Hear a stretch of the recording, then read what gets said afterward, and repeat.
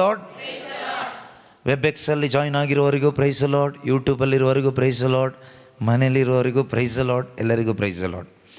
Okay, ನಾವೆಲ್ಲರೂ ಕೂಡ Glenn ಹೇಳಿದ ಹಾಗೆ ಒಂದಲ್ಲ ಒಂದು ರೀತಿಯಲ್ಲಿ ಜೀವನದಲ್ಲಿ ಒಂದು ಜಾಯ್ ಅಥವಾ ಒಂದು ಆನಂದ ಹುಡುಕೊಂಡು ಹೋಗ್ತಾ ಇದ್ದೀವಿ. ನಮ್ಮ ಒಂದು ಎಕ್ಸ್ಪೆಕ್ಟೇಷನ್ ಇರುತ್ತೆ, ಈ ಥರ ಆದರೆ ನಾವು ಸಂತೋಷವಾಗಿ ಬದುಕ್ತೀವಿ, ಈ ಥರ ಇದ್ದರೆ ನಾವು ನೆಮ್ಮದಿಯಾಗಿ ಬದುಕ್ತೀವಿ ಅಂತೆಲ್ಲ ನಾವು ಅಂದ್ಕೊಂಡು ಹೋಗ್ತಾ ಇರ್ತೀವಿ. ಆದರೆ ದೇವರ ವಾಕ್ಯ ನಮಗೆ ಹೇಳೋದೇ ಸತ್ಯ. ನಾವು ಅಂದ್ಕೊಂಡಿರೋದು ನಿಜ ಅಲ್ಲ ಅಥವಾ ಸತ್ಯ ಅಲ್ಲ. That is not truth. ನಾವು ಅಂದ್ಕೊಂಡಿರೋದೆಲ್ಲ ನಮಗೆ ಲೋಕ ಹೇಳ್ಕೊಡುವಂಥದ್ದು, ಮನುಷ್ಯರು ಹೇಳ್ಕೊಡುವಂಥದ್ದು. ಆದರೆ ಏನು ದೇವರ ವಾಕ್ಯ ಹೇಳುತ್ತಲ್ವಾ, what word of God says, that is the ultimate truth. ದೇವರ ವಾಕ್ಯ ಏನು ಹೇಳುತ್ತೋ ಅದೇ ಅಲ್ಟಿಮೇಟ್. ಆದರೆ ಆ ಕಡೆ ಇನ್ನೊಬ್ಬರು ಬಂದು ಏನೂ ಹೇಳಲಿಕ್ಕಿಲ್ಲ. Because God's word is Jesus. Jesus is the ultimate. ಯೇಸುನೇ ಅಲ್ಟಿಮೇಟ್. ಯೇಸುಂದು ಆ ಕಡೆ ಏನೂ ಇಲ್ಲ. ಮತ್ತೆ ಅವರೇ ಹೇಳ್ತಾರೆ, I am the beginning, I am the end. ನನ್ನ ನಂತರನೂ ಏನೂ ಇಲ್ಲ, ನನಗಿಂತ ಮೊದಲು ಏನೂ ಇಲ್ಲ. So he is the ultimate, he is everything. ಈಗ ಈ ಯೇಸು ಕ್ರಿಸ್ತರು ನಮಗೆ ಪ್ರಕಟವಾದರೆ, if that Jesus is revealed to you, Yesu ನಮಗೆ ಪ್ರಕಟವಾದರೆ ನಿನಗೆ ಆ ಕಡೆ ಆಲೋಚನೆ ಮಾಡಲಿಕ್ಕೂ ಏನೂ ಇಲ್ಲ, ಈ ಕಡೆ ಆಲೋಚನೆ ಮಾಡಲಿಕ್ಕೂ ಏನೂ ಇಲ್ಲ. ನಿಮ್ಮ ಲೈಫ್ ಕಂಪ್ಲೀಟ್ ಆಗುತ್ತೆ. Only in Christ your life is complete. Without Christ Jesus your life is incomplete. Yesu ಕ್ರಿಸ್ತನು ನನ್ನ ಜೀವಿತದಲ್ಲಿ ಒಂದು ಪ್ರಕಟಣೆ ಆಗದೇ ಇದ್ದರೆ, ಪ್ರಕಟಣೆ ಆಗಬೇಕಾಯ್ತಾ, ಒಂದು ರೆವಲೇಷನ್ ಆಗಬೇಕು. Jesus must reveal to me. Yesu ನನಗೊಂದು ಪ್ರಕಟಣೆ ಆಗಬೇಕು. ಪ್ರಕಟಣೆ ಆದರೆ ನನಗೆ ಮತ್ತೆ ಇನ್ನೇನು ಇಲ್ಲ, ಇನ್ನೇನು ಮಾಡಲಿಕ್ಕೂ ಇಲ್ಲ, ಸಿಗಲಿಕ್ಕೂ ಇಲ್ಲ, ಆಗಲಿಕ್ಕೂ ಇಲ್ಲ. It is finished. Everything will be finished in Christ Jesus. Yesu ನನಗೊಂದು ಪ್ರಕಟಣೆ ಆಗದೇ ಇದ್ದರೆ ನನ್ನ ಜೀವನದಲ್ಲಿ ನಾನು ಹೀಗೆ ಹುಡುಕ್ತಾನೆ ಇರ್ತೀನಿ ಅಲೆಮಾರಿಯಾಗಿ. ಅದರಲ್ಲಿ ಸಂತೋಷ, ಇದರಲ್ಲಿ ಆನಂದ, ಇನ್ನೊಂದರಲ್ಲಿ ಸಮಾಧಾನ, ಇನ್ನೊಂದರಲ್ಲಿ ಸಂತೃಪ್ತಿ. ಹುಡುಕಿ ಹುಡುಕಿ ಹುಡುಕಿ ಒಂದು ದಿನ ಸತ್ತೋಗ್ತೀವಿ. ಸತ್ತ ಮೇಲೆ ಏನಾಗ್ತೀವಿ ನಮಗೀಗ ಗೊತ್ತಿಲ್ಲ. ಆದರೆ ಪ್ರೀತಿಯ ಸಹೋದರ ಸಹೋದರಿಯರೇ, ಬದುಕಿದಾಗಲೇ ನಾವಿಲ್ಲಿ ತೃಪ್ತಿಯಿಂದ ಬದುಕಲಿಕ್ಕಾಗುತ್ತೆ. ಆ ತೃಪ್ತಿ ಯೇಸು ನಮಗೆ ಪ್ರಕಟಣೆ ಆದಾಗ ಮಾತ್ರ ಸಿಗುತ್ತೆ. ಯಾರಿಗೆಲ್ಲ ಯೇಸು ಕ್ರಿಸ್ತನ ಒಂದು ಪ್ರಕಟಣೆಯಾಗಿ ಸಿಗ್ತಾರೋ ಅಥವಾ ಯೇಸುವಿನ ಅನುಭವ ಯಾರ ಒಳಗಡೆ ಆಗ್ತದೋ ಅವರಿಗೆ ಮಾತ್ರ ನಿಜವಾದ ಒಂದು ತೃಪ್ತಿ ಸಿಗಲಿಕ್ಕಾಗುತ್ತೆ. ಬೇರೆ ಯಾರಿಗೂ ಸಿಗೋದಿಲ್ಲ. ನಾವು ಹುಡುಕ್ತಾನೆ ಇರ್ತೀವಿ. ಅದು ಹುಡುಕದಷ್ಟು ಮುಂದಕ್ಕೆ ಹೋಗ್ತಾನೇ ಇರುತ್ತೆ, ಬಿಟ್ಟರೆ ನಮಗೆ ಯಾವತ್ತೂ ಸಿಗೋದಿಲ್ಲ. ಇದ್ರ ಮಧ್ಯದಲ್ಲಿ ಈ ಹುಡುಕಾಟದಲ್ಲಿ ರೋಗ ಬರುತ್ತೆ, ಸಾಲ ಆಗ್ತುತ್ತೆ, ಕೆಲವರು ಆತ್ಮಹತ್ಯೆ ಮಾಡ್ಕೊಂಡು ಸಾಯ್ತಾರೆ, ಬೇರೆ ಬೇರೆ ರೀತಿ ಒದ್ದಾಟದಲ್ಲಿ ಸಿಕ್ಕಾಕ್ಕೊಳ್ತಾರೆ. ಇದಕ್ಕೆ ಎಂಡ್ ಎಲ್ಲಿ ಕೇಳಿದರೆ ಯೇಸುನೇ ಯಾವತ್ತು ಕಂಡುಕೊಳ್ತೀಯೋ ಆವತ್ತೇ. ಬೈಬಲ್ ಏನು ಹೇಳುತ್ತೋ ಅದೇ ಸತ್ಯ. ಗ್ಲೆನ್ ಹೇಳಿದ ಹಾಗೆ ಲೂಕನ ಶುಭ ಸಂದೇಶ 2ನೇ ಅಧ್ಯಾಯ 10ನೇ ವಾಕ್ಯದಲ್ಲಿ ದೇವರು ಹೇಳುವಂಥ ವಾಕ್ಯ, ದೂತನ ಮುಖಾಂತರ, ದೇವರು ದೂತನ ಮುಖಾಂತರ ಸಕಲ ಮನುಷ್ಯರಿಗೂ, ಸಕಲ ಮನುಷ್ಯರು ಅಂದರೆ ಇಲ್ಲಿ ಯಾವುದು ಜಾತಿ ಜನಾಂಗ ಏನಿಲ್ಲ, ಎಲ್ಲ ಮಾನವರಿಗೂ, for all people. All people ಅಂದರೆ I am also included, you are also included, all are included. This message is not only for Christians. ಇದು ಕ್ರೈಸ್ತರಿಗೆ ಮಾತ್ರ ಇರುವ ಒಂದು ಸಂದೇಶ ಅಲ್ಲ. ಬೈಬಲ್ ಅನ್ನೋದು ಇವತ್ತೇನಾಗ್ಬಿಟ್ಟಿದೆ ಅಂದರೆ, ನಾವು ಅಂದ್ಕೊಂಡು ಬಿಟ್ಟಿದ್ದೀವಿ ಅಥವಾ ಪ್ರಪಂಚ ಅಂದ್ಕೊಂಡು ಬಿಟ್ಟಿದೆ ಇದು ಕ್ರೈಸ್ತರ ಪುಸ್ತಕ, this book is for Christians ಅಂತ, ಕ್ರಿಶ್ಚಿಯನ್ಸ್ಗಾಗಿ ಇರುವ ಪುಸ್ತಕ ಅಂತ. ಆದರೆ ನಿಜವಾಗಲೂ ಅದು ಸುಳ್ಳು. Bible is for all people, because god is for all people, Jesus is for all people. ಈ ಬೈಬಲ್ನ ದೇವರು ಬರೆಸಿ ಕೊಟ್ಟಿರೋದು ಸರ್ವ ಜನರಿಗೆ. ಆದ್ದರಿಂದ ಈ ವಾಕ್ಯ ಓದೋಣ. ಭಯಪಡಬೇಡಿ, ಈಗೋ ಜನರೆಲ್ಲರಿಗೂ ಪರಮಾನಂದವನ್ನು ತರುವ ಶುಭ ಸಂದೇಶವನ್ನು ನಿಮಗೆ ತಿಳಿಸುತ್ತೇನೆ. ಅದೇನು ಅಂದರೆ, ಹಿಂದೆ ದಾವೀದನ ಊರಿನಲ್ಲಿ ನಿಮಗೋಸ್ಕರ ಲೋಕೋದ್ಧಾರಕ ಜನಿಸಿದ್ದಾರೆ. ಅವರೇ ಪ್ರಭು ಯೇಸು ಕ್ರಿಸ್ತರು. Do not be afraid, for see I am bringing you good news of great joy for all people. Good news of great joy for some people alla, good news of great joy for all people. For all people. Once you experience this great joy, you will never seek joy. ಪರಮಾನಂದ ಅನುಭವಿಸಿದರೆ ನೀವು ಮತ್ತೆ ಆನಂದ ಹುಡ್ಕೋದಿಲ್ಲ. ಈಗ ನಮ್ಗೆ ಅರ್ಥ ಆಗೋ ರೀತಿ ಹೇಳಬೇಕಾದ್ರೆ, ನಾವು ನಿಜವಾಗ್ಲೂ ಕ್ರಿಶ್ಚಿಯನ್ ಆದರೆ ನೀವು ಮತ್ತೆ ಯಾವತ್ತೂ ಜೀವಮಾನದಲ್ಲಿ ಆನಂದ ಹುಡ್ಕೊಂಡು ಬದುಕೋದಿಲ್ಲ. ಹಾಗಾದರೆ ಕ್ರೈಸ್ತ ಜೀವನ ಅಂದರೆ ಪರಮಾನಂದದಲ್ಲಿ ಜೀವಿಸೋದೇ ಕ್ರೈಸ್ತ ಜೀವನ. ಪರಮಾನಂದ ನಮ್ಮಲ್ಲಿ ಇಲ್ಲದೇ ಇದ್ದರೆ ನಾವಿನ್ನು ನಿಜವಾದ ಕ್ರೈಸ್ತರಲ್ಲ. ನಿಜವಾದ ಕ್ರೈಸ್ತ ಜೀವನ ಅಂದರೆ ಈ ಪರಮಾನಂದವನ್ನು ಅನುಭವಿಸ್ತಾ ಬದುಕೋದು. That is true Christian life. ಅಂದರೆ ಇವತ್ತಿನ ಕ್ರೈಸ್ತ ಜೀವನ ಅಂದರೆ ನಮಗೆ ಗೊತ್ತು, ಸ್ವಲ್ಪ ಬೈಬಲ್ ಓದೋದು, ಪ್ರಾರ್ಥನೆ ಮಾಡೋದು, ಹಾಡೋದು, ಸ್ತುತಿ ಮಾಡೋದು, ಚರ್ಚಿಗೆ ಹೋಗೋದು, ಇದೆಲ್ಲ ಕ್ರೈಸ್ತ ಜೀವನ. ಅದು ಲೋಕದ ದೃಷ್ಟಿಯಲ್ಲಿ. ಆದರೆ ದೇವರ ಪ್ರಕಾರ, ದೇವರ ವಾಕ್ಯದ ಪ್ರಕಾರ ನಿಜವಾಗಲೂ ಕ್ರೈಸ್ತರು ಅಂದರೆ ಪರಮಾನಂದದಲ್ಲಿ ಜೀವಿಸುವವರು. ಸಂಪ್ರದಾಯಗಳಲ್ಲಿ ಜೀವಿಸೋರಲ್ಲ. ನಾವಿವತ್ತು ಹಾಗಿದ್ದೀವಿ. ಪ್ರಾರ್ಥನೆ ಮಾಡ್ಕೊಂಡು ಜೀವಿಸೋರು ಅಲ್ಲ, ಪ್ರಾರ್ಥನೆ ಮಾಡಬೇಕು, ಅಥವಾ ಇನ್ನೇನೂ ಮಾಡ್ಕೊಂಡು ಜೀವಿಸೋದಲ್ಲ, ಪರಮಾನಂದಭರಿತರಾಗಿ ಜೀವಿಸೋದು. Living in this great joy. ದೇವರು ಸುಳ್ಳು ಹೇಳೋದಿಲ್ಲ. ಯಾಕೆಂದರೆ I am bringing you good news of great joy for all people ಅಂತ ಹೇಳಿದ್ದಾರೆ. ದೇವದೂತ ಹೇಳ್ತಾ ಇರೋದು, ಅಥವಾ ದೇವರು ನಮಗೆ ಕೊಟ್ಟಂಥ ಸಂದೇಶ ಜನರೆಲ್ಲರಿಗೂ ಪರಮಾನಂದವನ್ನು ತರುವ ಶುಭ ಸಂದೇಶ. ಹಾಗಾದರೆ ನಮಗಿನ್ನೂ ಪರಮಾನಂದ ಸಿಕ್ಕಿಲ್ಲ ಅಂದರೆ, ನಮಗೇನು ಸಿಕ್ಕಿಲ್ಲ ಅಂದರೆ ಶುಭ ಸಂದೇಶ ಸಿಕ್ಕಿಲ್ಲ. ಶುಭ ಸಂದೇಶ ಅನ್ನೋದು ಎಲ್ಲಿವರೆಗೂ ನಮಗೆ ಸಿಗೋದಿಲ್ವೋ ಅಲ್ಲಿವರೆಗೂ ಪರಮಾನಂದ ಸಿಗಲ್ಲ. ನನಗೆ ಬ್ಯಾಪ್ಟಿಸಮ್ ಸಿಕ್ಕಿರ್ಬೋದು, ಸ್ನಾನದೀಕ್ಷೆ, ದೃಢೀಕರಣ, ಪರಮಪ್ರಸಾದ, ಇನ್ಯಾವುದು ವಿವಾಹ, ಪಶ್ಚಾತ್ತಾಪ ಎಲ್ಲ ಸಂಸ್ಕಾರಗಳು ಸಿಕ್ಕಿರ್ಬೋದು. ಆದರೆ ನಿಮಗೆ ಶುಭ ಸಂದೇಶ ಸಿಗದೇ ಇದ್ದರೆ ಈ ಪರಮಾನಂದ ಸಿಗಲ್ಲ. ಪರಮಾನಂದ ತಂದುಕೊಡೋದು ಯಾವ ಸಂಸ್ಕಾರನೂ ಅಲ್ಲ. ಯಾವ ಸಂಸ್ಕಾರಗಳು ಪರಮಾನಂದ ತಂದುಕೊಡೋದಿಲ್ಲ. ಅದು ಹೆಂಗೆ ಹೇಳ್ತೀರಿ ಬ್ರದರ್ ಅಂತ ನೀವು ಕೇಳೋದಾದರೆ, ನಾವು ನೀವೇ ಸಾಕ್ಷಿಗಳು. ನಮಗೆಲ್ಲ ಸಂಸ್ಕಾರನೂ ಸುಮಾರು ಆಗಿಬಿಟ್ಟಿದೆ. ಈಗ ಶವ ಸಂಸ್ಕಾರ ಒಂದು ಬಿಟ್ಟು ಮಿಕ್ಕಿದ ಸುಮಾರು ಸಂಸ್ಕಾರಗಳಾಗಿದೆ.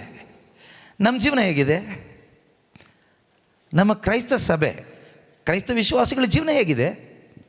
ಎಷ್ಟು ಆನಂದಭರಿತವಾಗಿದ್ದಾರೆ, ಎಷ್ಟು ಕುಟುಂಬದಲ್ಲಿ, ಎಷ್ಟು ಗಂಡ ಹೆಂಡತಿ ಸಂತೋಷವಾಗಿ ನೆಮ್ಮದಿಯಾಗಿದ್ದಾರೆ.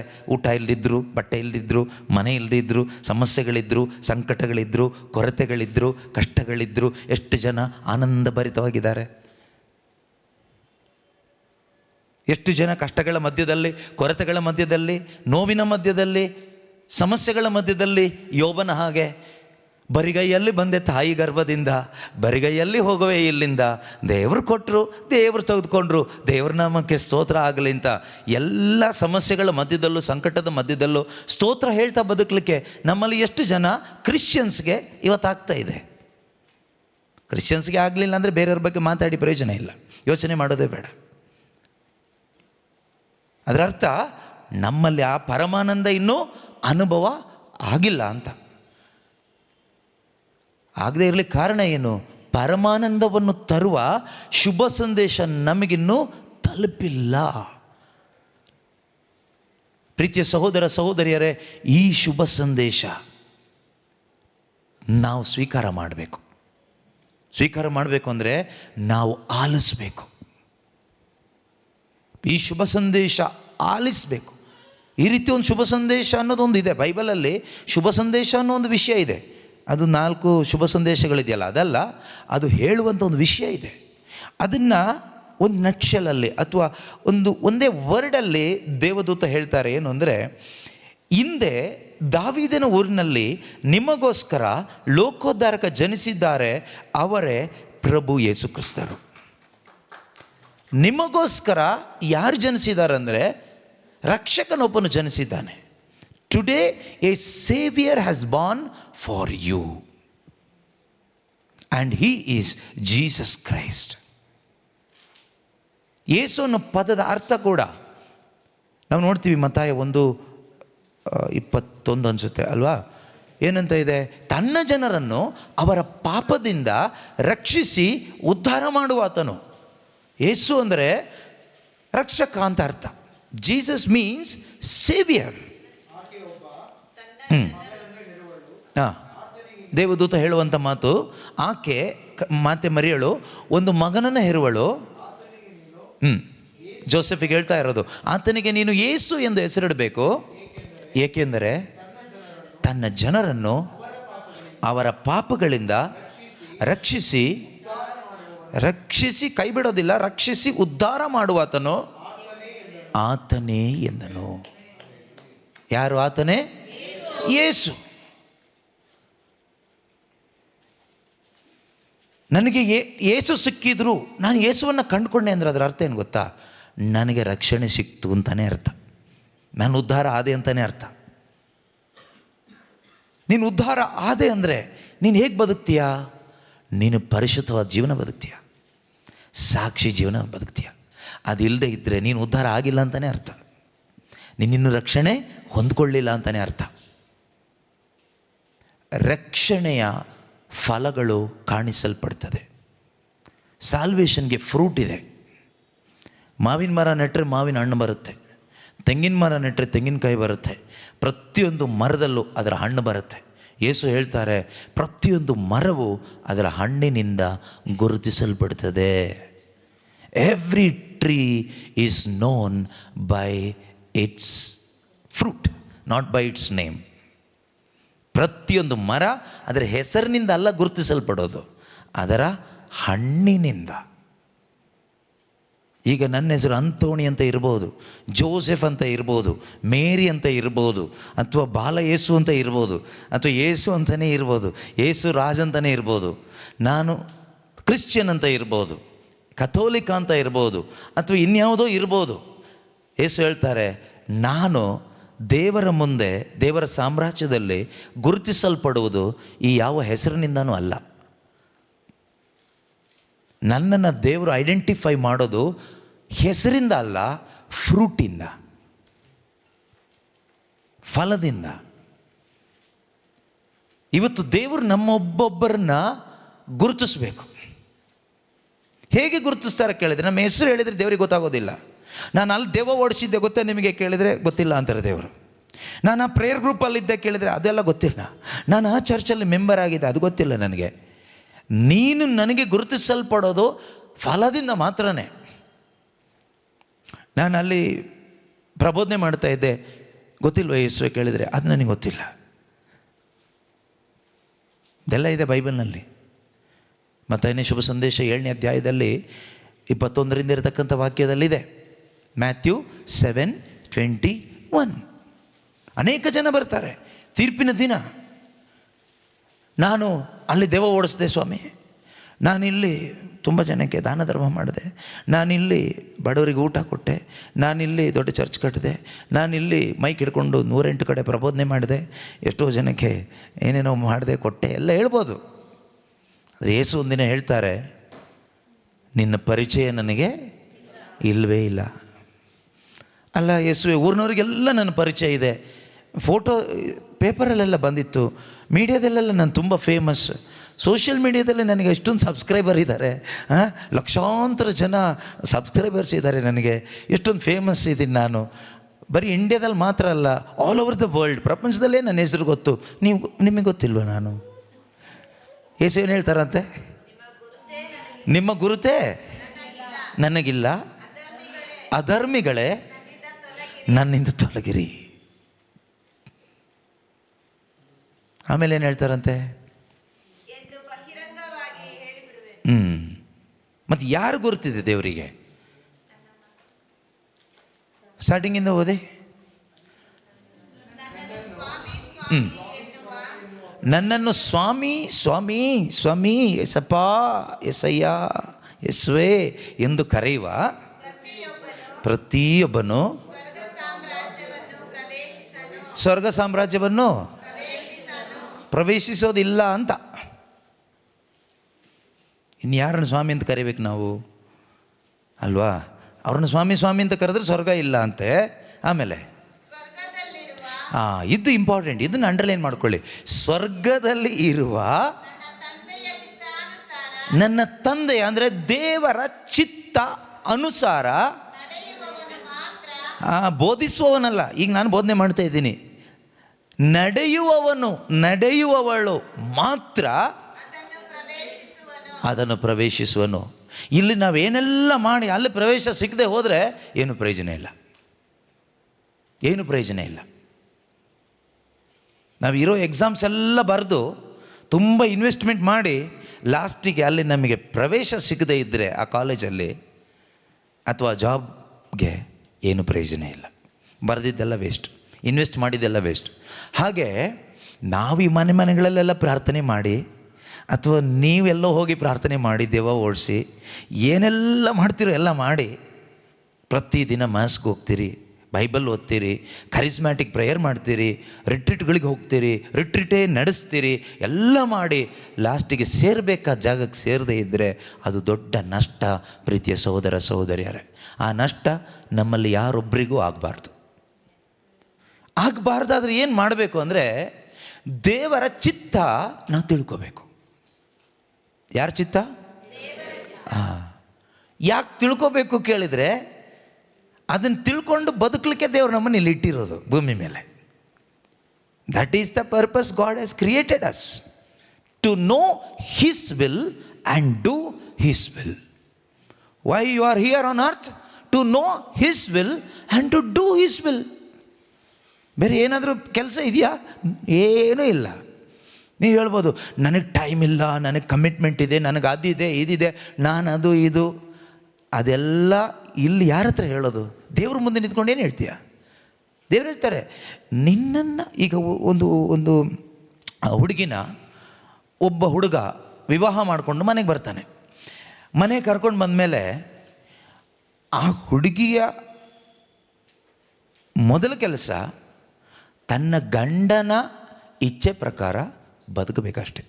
ನಾನು ಹೇಳ್ತಾ ಇರೋದು ಸುಮ್ಮನೆ ಒಬ್ಬ ಕುಡುಕ ಬಡಕ ದಾರಿ ಏನೂ ಜವಾಬ್ದಾರಿ ಇಲ್ಲದ ಆ ಥರ ಗಂಡ ಅಲ್ಲ. ಒಬ್ಬ ಗಂಡ ನಾರ್ಮಲ್, ಓಕೆ, ಸಾಧಾರಣ ಒಬ್ಬ ಗಂಡ. ಹೆಂಡತಿ ಆದವಳ ಕೆಲಸ ಏನು ಅಂದರೆ ಗಂಡನ ಇಚ್ಛೆ ಪ್ರಕಾರ ಬದುಕೋದು ಅಷ್ಟೇ. ಈ ಎಕ್ಸ್ಟ್ರಾ ಯಾವಾಗ ಮಾಡೋಕ್ಕೆ ಹೋಗ್ತಾರೋ ಆವಾಗಲೇ ಕುಟುಂಬ ಹಾಳಾಗೋಗೋದು. ಮದುವೆ ಆಗೋದ್ರ ಉದ್ದೇಶ ಅಷ್ಟೇ, ಅವರಿಬ್ಬರು ಕೂಡಿ ಬಾಳಬೇಕು, ಗಂಡನ ಇಚ್ಛೆ ಪ್ರಕಾರ ಬದುಕಬೇಕು. ಯಾವಾಗ ನನಗೆ ಅದಿದೆ ಇದಿದೆ ಅದು ಇದು 108 ಕಾರಣಗಳು ಹೆಂಡ್ತೀರು ಕೊಡ್ತಿರೋ, ಗಂಡಂದ್ರು ಕುಡಿಯೋಕ್ಕೆ ಹೋಗ್ತಾರೆ, ಡ್ರಿಂಕ್ಸ್ ಮಾಡೋಕ್ಕೆ ಹೋಗ್ತಾರೆ, ಇನ್ನೊಬ್ಳು ಹಿಂದೆ ಹೋಗ್ತಾರೆ, ಅಥವಾ ಟೆನ್ಷನ್ ಮಾಡ್ಕೊಳ್ತಾರೆ, ಹೊಡಿತಾರೆ, ಬಡಿತಾರೆ, ಡೈವರ್ಸ್ಗೆ ಅಪ್ಲೈ ಮಾಡ್ತಾರೆ, ಏನೇನೋ ಮಾಡ್ತಾರೆ. ಯಾವಾಗ ಗಂಡನ ಇಚ್ಛೆಗೆ ಪೂರ್ತಿಯಾಗಿ ಬಿಟ್ಟು ಕೊಡ್ತಿರೋ, ಸಬ್ಮಿಟ್ ಮಾಡಿಕೊಡ್ತಿರೋ, ಪ್ರಾಬ್ಲಮ್ ಸಾಲ್ವ್ ಆಯಿತು. ಅದೇ ರೀತಿಯಲ್ಲಿ ದೇವರು ನಮ್ಮನ್ನು ಈ ಭೂಮಿಯಲ್ಲಿ ಇರಿಸಿರೋದು, ಕರ್ಕೊಂಡು ಬಂದಿರೋದು. ನಾವಾಗ ಬಂದಿಲ್ಲ, ಯಾರೋ ದೇವರು ಬರೆಸಿದ್ದು, ದೇವರೇ ಕರ್ಕೊಂಡು ಬಂದಿದ್ದು. ಕರ್ಕೊಂಡು ಬಂದಿದ್ರ ಉದ್ದೇಶ ಇಷ್ಟೇ, to know his will and to do his will. ನೀನು ಯಾರೇ ಆಗಿರು, ಪ್ರೈಮ್ ಮಿನಿಸ್ಟರ್ ಆಫ್ ಇಂಡಿಯಾ ಆಗಿದ್ದರೂ ಅಷ್ಟೇ, ಪ್ರೆಸಿಡೆಂಟ್ ಆಫ್ ಇಂಡಿಯಾ ಆದರೂ ಅಷ್ಟೇ,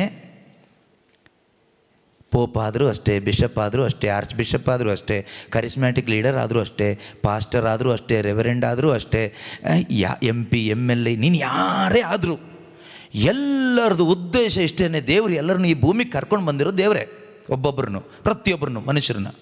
ಮತ್ತು ಎಲ್ಲರೂ ಮನುಷ್ಯರೇ. ಫಸ್ಟ್ ಇದು ಅರ್ಥ ಮಾಡ್ಕೋಬೇಕು, ಎಲ್ಲ ಮನುಷ್ಯರೇ. ಇನ್ನು ಪೊಸಿಷನ್ ಅದು ಬಂದಿರೋದು ಬಿಡಿ, ಅದರಲ್ಲಿ ಏನೂ ಇಲ್ಲ. ಫಸ್ಟ್ ನಾವು ಮನುಷ್ಯನಾದ ನನ್ನನ್ನು ದೇವರು ಸೃಷ್ಟಿ ಮಾಡಿದ ಉದ್ದೇಶ ಏನು? ಏನೋ ಮಾಡಲಿಕ್ಕಲ್ಲ, ಅವ್ರ ಇಚ್ಛೆ ಏನು ಅಂತ ಕಂಡುಕೊಂಡು ಅದನ್ನು ಮಾಡಲಿಕ್ಕೆ ಮಾತ್ರನೇ. ಇಲ್ಲದೆ ಇದ್ದರೆ ನಿಮ್ಮ ಜೀವನಕ್ಕೆ ಏನು ಟೇಸ್ಟು ಇಲ್ಲ, ಬೆಲೆನೂ ಇಲ್ಲ, ಪ್ರಯೋಜನವೂ ಇಲ್ಲದಂಗೆ ಆಗುತ್ತೆ. ಯಾವಾಗ ದೇವರ ಇಚ್ಛೆಯನ್ನು ಕಂಡುಕೊಂಡು ಅದನ್ನು ನಾವು ಫುಲ್ಫಿಲ್ ಮಾಡ್ತೀವಲ್ವ, ಆಗ ನಮ್ಮ ಜೀವನದಿಂದ ಫಲಗಳು ಬರುತ್ತೆ, ಫ್ರೂಟ್ ಬರುತ್ತೆ. Unless and until you know his will and do his will, you cannot bear the fruit what God is expecting from you. ಸಾಧ್ಯನೇ ಇಲ್ಲ, ಈ ಫ್ರೂಟ್ ಬರಲ್ಲ.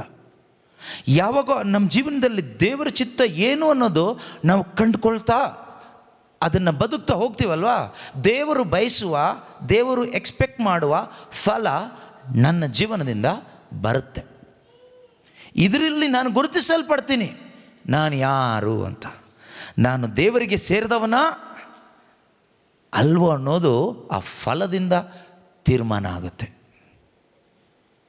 ಪ್ರೀತಿಯ ಸಹೋದರ ಸಹೋದರಿಯರೇ, ಇದಕ್ಕೆ ಪ್ರಾರಂಭ ಶುಭ ಸಂದೇಶ. ಈ ಶುಭ ಸಂದೇಶದ ಮುಖಾಂತರನೇ ನಮಗೆ ಗೊತ್ತಾಗೋದು ನಾನು ಯಾರು, ನನ್ನ ಪರಿಸ್ಥಿತಿ ಏನು, ನನಗೇನಾಗಬೇಕಾಗಿದೆ, ಇದೆಲ್ಲ ನಮಗೆ ತಿಳಿಸ್ಕೊಡೋದೆ ಶುಭ ಸಂದೇಶ. ಈ ಶುಭ ಸಂದೇಶ ಅನ್ನೋದು ಇಲ್ಲದೆ ಹೋದರೆ, ಶುಭ ಸಂದೇಶ ನಮ್ಗೆ ಅರ್ಥ ಆಗದೆ ಹೋದರೆ ನಾನು ಯಾರು ಅಂತಲೂ ಅರ್ಥ ಆಗೋದಿಲ್ಲ, ದೇವರು ಯಾರು ಅಂತಲೂ ನನಗೆ ಅರ್ಥ ಆಗೋದಿಲ್ಲ. ಇನ್ನು ದೇವ್ರನ್ನ ಹೇಗೆ ಪ್ರೀತಿ ಮಾಡಬೇಕು ಅಂತಲೂ ನಮಗೆ ಗೊತ್ತಿಲ್ಲ. ನಾವೆಲ್ಲರೂ ದೇವ್ರನ್ನ ಪ್ರೀತಿ ಮಾಡ್ತೀವಿ. ಇವತ್ತು ನಿಮ್ಮಲ್ಲಿ ಯಾರೆಲ್ಲ ದೇವ್ರನ್ನ ಪ್ರೀತಿ ಮಾಡ್ತೀರಿ ಕೇಳಿದರೆ ನೀವೆಲ್ಲರೂ ಹೇಳ್ತೀರಿ ನಾವೆಲ್ಲರೂ ದೇವ್ರನ್ನ ಪ್ರೀತಿ ಮಾಡ್ತೀವಿ ಅಂತಲೇ ಹೇಳೋದು. ಒಬ್ಬೊಬ್ಬರು ಒಂದೊಂದು ರೀತಿಯಲ್ಲಿ ಪ್ರೀತಿ ಮಾಡ್ತೀವಿ, ನಾವು ನಮ್ಮದೇ ಆದ ರೀತಿಯಲ್ಲಿ ಪ್ರೀತಿ ಮಾಡ್ತೀವಿ. ಆದರೆ ಪ್ರೀತಿಯ ಸಹೋದರ ಸಹೋದರಿಯರೇ, ದೇವ್ರನ್ನ ಹೇಗೆ ಪ್ರೀತಿ ಮಾಡಬೇಕು ಅಂತಲೂ ಕೂಡ ದೇವರೇ ಹೇಳ್ಕೊಟ್ಟಿದ್ದಾರೆ. ನಮಗೆ ಟೆನ್ಷನೇ ಇಲ್ಲ, ನಾವು ಟೆನ್ಷನ್ ಮಾಡ್ಕೊಬಿಟ್ಟಿದ್ದೀವಿ ಇವತ್ತು. How to love God. ಒಬ್ಬರು ಹೇಳ್ತಾನೆ ನಾನು ಈ ಥರ ಪ್ರೀತಿ ಮಾಡ್ತಾಯಿದ್ದೀನಿ, ಇನ್ನೊಬ್ಬಳು ಹೇಳ್ತಾಳೆ ನಾನು ಹೀಗೆ ಪ್ರೀತಿ ಮಾಡ್ತಾಯಿದ್ದೀನಿ, ಇನ್ನೊಬ್ಬ ಹೇಳ್ತಾನೆ ನಾನು ಹೀಗೆ ಪ್ರೀತಿ ಮಾಡ್ತಾಯಿದ್ದೀನಿ, ಇನ್ನೊಬ್ಬ ಹೇಳ್ತಾನೆ ನಾನು ಬೆಟ್ಟದ ಮೇಲಿಂದ ಕೆಳಗೆ ಬಿದ್ದು ಪ್ರೀತಿ ಮಾಡ್ತಾಯಿದ್ದೀನಿ ಅಂತ, ಇನ್ನೊಬ್ಬ ಹೇಳ್ತಾನೆ ನಾನು ಡೈಲಿ ಮಂಡಿ ಕಾಲಲ್ಲಿ 3 ಕಿಲೋಮೀಟರ್ ನಡ್ಕೊಂಡು ಹೋಗಿ ಪ್ರೀತಿ ಮಾಡ್ತೀನಿ ಅಂತ, ಇನ್ನೊಬ್ಬ ಹೇಳ್ತಾನೆ ನಾನು ವರ್ಷಕ್ಕೆ 3 ಸರಿ ತಲೆ ಬೋಳಿಸ್ಕೊಂಡು ದೇವ್ರನ್ನ ಪ್ರೀತಿ ಮಾಡ್ತೀನಿ ಅಂತ, ಇನ್ನೊಬ್ಬ ಹೇಳ್ತಾನೆ ನಾನು ಡೈಲಿ ಬೆಟ್ಟ ಗುಡ್ಡ ಹತ್ತಿ ಇಳಿದು ದೇವ್ರನ್ನ ಪ್ರೀತಿ ಮಾಡ್ತೀನಿ ಅಂತ, ಇನ್ನೊಬ್ಬ ಹೇಳ್ತಾನೆ ನಾನು ಬೈಬಲ್ನ ತಲೆ ಮೇಲೆ ಹೊತ್ಕೊಂಡು ನಡೆದು ಪ್ರೀತಿ ಮಾಡ್ತೀನಿ ದೇವ್ರನ್ನ ಅಂತ, ಇನ್ನೊಬ್ಬ ಹೇಳ್ತಾನೆ ನಾನು ಡೈಲಿ ಕ್ಯಾಂಡಲ್ ಅಂಟಿಸಿ ಕೈ ಮುಗಿದು ಪ್ರೀತಿ ಮಾಡ್ತೀನಿ ಅಂತ, ಇನ್ನೊಬ್ಬ ಹೇಳ್ತಾನೆ ನಾನು ಕುತ್ತಿಗೆ ಕೊಯ್ಕೊಂಡು ಪ್ರೀತಿ ಮಾಡ್ತೀನಿ ಅಂತ. ಸೊ ಇದೆಲ್ಲ ನೀವು ಮಾಡೋದು ತುಂಬ ಕಾಂಪ್ಲಿಕೇಟೆಡ್. ಈಗ ಇದನ್ನೆಲ್ಲ ಕೇಳಿಸ್ಕೊಂಡು ಒಬ್ಬ ಮನುಷ್ಯ ಈಗ ನಾನು ಹೇಗೆ ಪ್ರೀತಿ ಮಾಡಬೇಕು ಅಂತ ಕೇಳ್ತಾನೆ, ಅವನಿಗೇನು ಹೇಳ್ಕೊಡ್ತೀರಾ? ಅವನ ತಲೆ ಬೋಳ್ಸ್ಕೊ ಅಂತೀರಾ, ಇವ್ರ ಥರ ಕ್ಯಾಂಡಲ್ ಅಂಟಿಸು ಅಂತೀರಾ, ಅವ್ರ ಥರ ಬೆಟ್ಟ ಹತ್ತಿ ಪಲ್ಟಿ ಹೊಡಿ ಅಂತೀರಾ, ಇವ್ರ ಥರ ಡೈಲಿ ಬೈಬಲ್ ತಲೆ ಮೇಲೆ ಹೊತ್ಕೊಂಡು ತಿರುಗು ಅಂತೀರಾ, ಯಾವ ಥರ ಹೇಳ್ಕೊಡ್ತೀರಾ?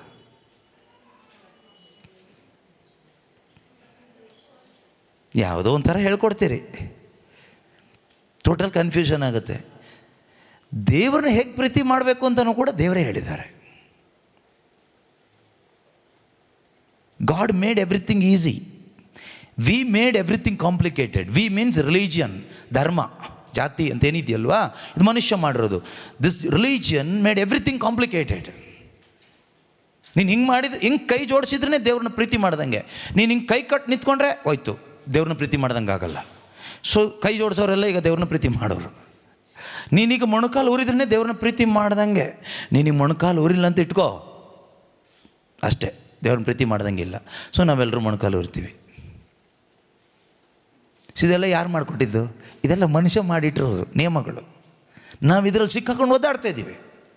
ಆಮೇಲೆ ಹೇಳೋದೇನು, ಬ್ರದರ್ ನಾವೆಷ್ಟು ದೇವ್ರನ್ನ ಪ್ರೀತಿ ಮಾಡ್ತೀವಿ ಗೊತ್ತಾ, ಆದರೆ ದೇವ್ರು ಯಾಕೆ ನಮ್ಮ ಮೇಲೆ ಇನ್ನೂ ಕರುಣೆ ತೋರಿಸ್ತಾ ಇಲ್ಲ? ದೇವ್ರು ಯಾವತ್ತೋ ನಿನ್ನ ಮೇಲೆ ತೋರಿಸೋ ಕರುಣೆ ಎಲ್ಲ ತೋರಿಸಿ ಆಯಿತು, ನೀನು ಸುಳ್ಳು ಹೇಳ್ತಾ ಇದ್ದೆ ದೇವ್ರನ್ನ ಪ್ರೀತಿ ಮಾಡ್ತಾ ಇದೆಯಾ ಅಂತ. ಯೋಹಾನನು ಬರೆದ 1ನೇ ಪತ್ರಿಕೆ 5ನೇ ಅಧ್ಯಾಯ 3ನೇ ವಾಕ್ಯದಲ್ಲಿ ದೇವರ ವಾಕ್ಯ ಹೇಳ್ತದೆ ದೇವರನ್ನ ಪ್ರೀತಿ ಮಾಡೋದು ಅಂದರೆ ಏನು ಅಂತ. First letter of John chapter 5. ಪ್ರೀತಿಸುವುದು ಎಂದರೆ ಅವರು ಕೊಟ್ಟ ಆಜ್ಞೆಗಳನ್ನು ಹಾಂ ಹಾಂ ಸಿಂಪಲ್. ದೇವ್ರನ್ನ ಪ್ರೀತಿ ಮಾಡೋದು ಅಂದ್ರೆ ಏನು ಅಂತ ದೇವರೇ ಹೇಳ್ಕೊಡ್ತಾ ಇದ್ದಾರೆ. ಅದೇ ದೇವ್ರನ್ನ ಪ್ರೀತಿ ಮಾಡೋದು. ಅದು ಬಿಟ್ಟು ನೀವು ಬೇರೆ ಏನು ಮಾಡಿದ್ರೋ ದೇವ್ರನ್ನ ಪ್ರೀತಿ ಮಾಡಿದಾಗಲ್ಲ. ನೀವು ದೇವರ ನೀವೊಂದು ಆಜ್ಞಾನ ಕ್ರಿಯೇಟ್ ಮಾಡಿಬಿಟ್ಟು, ಒಂದಿಷ್ಟು ಸಿಸ್ಟಮ್ನ ಕ್ರಿಯೇಟ್ ಮಾಡಿಬಿಟ್ಟು ಇದೆಲ್ಲ ಮಾಡಿದರೆ ನಾವು ದೇವ್ರನ್ನ ಪ್ರೀತಿ ಮಾಡ್ದಂಗೆ. ಅವಾಗ ನೀನೇನಾದೆ? ನೀನು ದೇವರಾದೆ. ದೇವರನ್ನು ಪ್ರೀತಿ ಮಾಡೋದು ಅಂದರೆ ಏನು ಅಂದರೆ, ಅವರೇ ಕೊಟ್ಟ ಆಜ್ಞೆಗಳಿದೆ.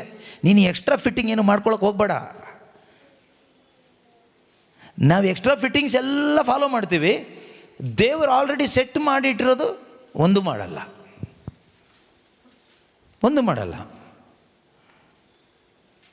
ದೇವರನ್ನು ಪ್ರೀತಿಸುವುದು ಎಂದರೆ ಅವರು ಕೊಟ್ಟ ಆಜ್ಞೆಗಳನ್ನು ಕೇಳಿಸ್ಕೊಂಡು ನಡೆಯೋದಲ್ಲ, ಅನುಸರಿಸಿ ನಡೆಯೋದು. ಅದೇ ದೇವರ ಚಿತ್ತ. ನಮ್ಮಲ್ಲಿ ಯಾರೆಲ್ಲ ಅವ್ರ ಆಜ್ಞೆಗಳನ್ನ ಅನುಸರಿಸಿ ನಡೀತಾ ಇದ್ದೀವೋ 100% ನೀವು ದೇವ್ರನ್ನ ಪ್ರೀತಿ ಮಾಡ್ತಾ ಇದ್ದೀರಿ. ಅನುಸರಿಸಿ ನಡೀತಾ ಇಲ್ವೋ, ಪ್ರೀತಿ ಮಾಡ್ತಾ ಇಲ್ಲ ಅಷ್ಟೇ. ಅಲ್ಲ, ನಾವು ಡೈಲಿ ಮತ್ತೆ ಅದು ಮಾಡ್ತೀವಿ ಇದು ಮಾಡ್ತೀವಿ. ನೀನೇನಾದರೂ ಮಾಡು, ದೇವರು ಕೊಟ್ಟ ಆಜ್ಞೆಗಳನ್ನು ನೀನು ಅನುಸರಿಸಿ ನಡೆದ್ರೆ ನೀನು ದೇವ್ರನ್ನ ಪ್ರೀತಿ ಮಾಡ್ತಾ ಇದೀಯ ಅಷ್ಟೇ. ಅದೇ ಪ್ರೀತಿ. ವಾಟ್ ಈಸ್ ಲವ್ ಕೇಳಿದರೆ, obeying the commandment is love. Love ಅಂದರೆ ಏನು ಅಂತ ಗೊತ್ತಿಲ್ಲ ಅಂದರೆ ಬೇಕಾದರೆ ಪ್ರೀತಿ ಸ್ವರೂಪನೇ ಆಗಿರೋ ದೇವರೇ ಹೇಳ್ತಾರೆ ಲವ್ ಅಂದರೆ ಏನು ಅಂತ. ವಾಟ್ ಈಸ್ ಲವ್ ಕೇಳಿದರೆ ಜಾನ್ 2:6 ಯೋವಾನ್ನ ಪತ್ರಿಕೆಯಲ್ಲಿ ಇದ್ದೀರಲ್ವ, 2ನೇ ಪತ್ರಿಕೆಗೆ ಹೋಗಿ 6ನೇ ವಾಕ್ಯಕ್ಕೆ ಬನ್ನಿ. ಒಂದೇ ಅಧ್ಯಾಯ ಇರೋದು, ಅದರಲ್ಲಿ 6ನೇ ವಾಕ್ಯ ಹೇಳುತ್ತೆ ಲವ್ ಅಂದರೆ ಏನು ಅಂತ ಯಾರಾದರೂ ಕೇಳಿದರೆ ಇದೇ ಲವ್, ಬೇರೆ ಏನೂ ಅಲ್ಲ. ಇದು ಬಿಟ್ಟು ಬೇರೆ ಎಲ್ಲ ಲಸ್ಟ್. ಲವ್ ಅಂದರೆ ಏನು ಕೇಳಿದ್ರೆ ಇದು ಒಂದೇ ಲವ್. ಆದರೆ ನಾವು ಲವ್ವನ್ನೇ ತಪ್ಪಾಗಿ ತಿಳ್ಕೊಂಬಿಟ್ಟಿದ್ದೀವಿ. ಈಗ ಅರ್ಥನೂ ಮಾಡ್ಕೊಬಿಟ್ಟಿದ್ದೀವಿ, ನಂಬಿಬಿಟ್ಟಿದ್ದೀವಿ, ಬದುಕ್ತಾನೂ ಇದ್ದೀವಿ. ಸೊ ಅದಕ್ಕೆ ಒದ್ದಾಡ್ತಾ ಇದ್ದೀವಿ. ಲವ್ ಅಂದರೆ ಏನು? What is love?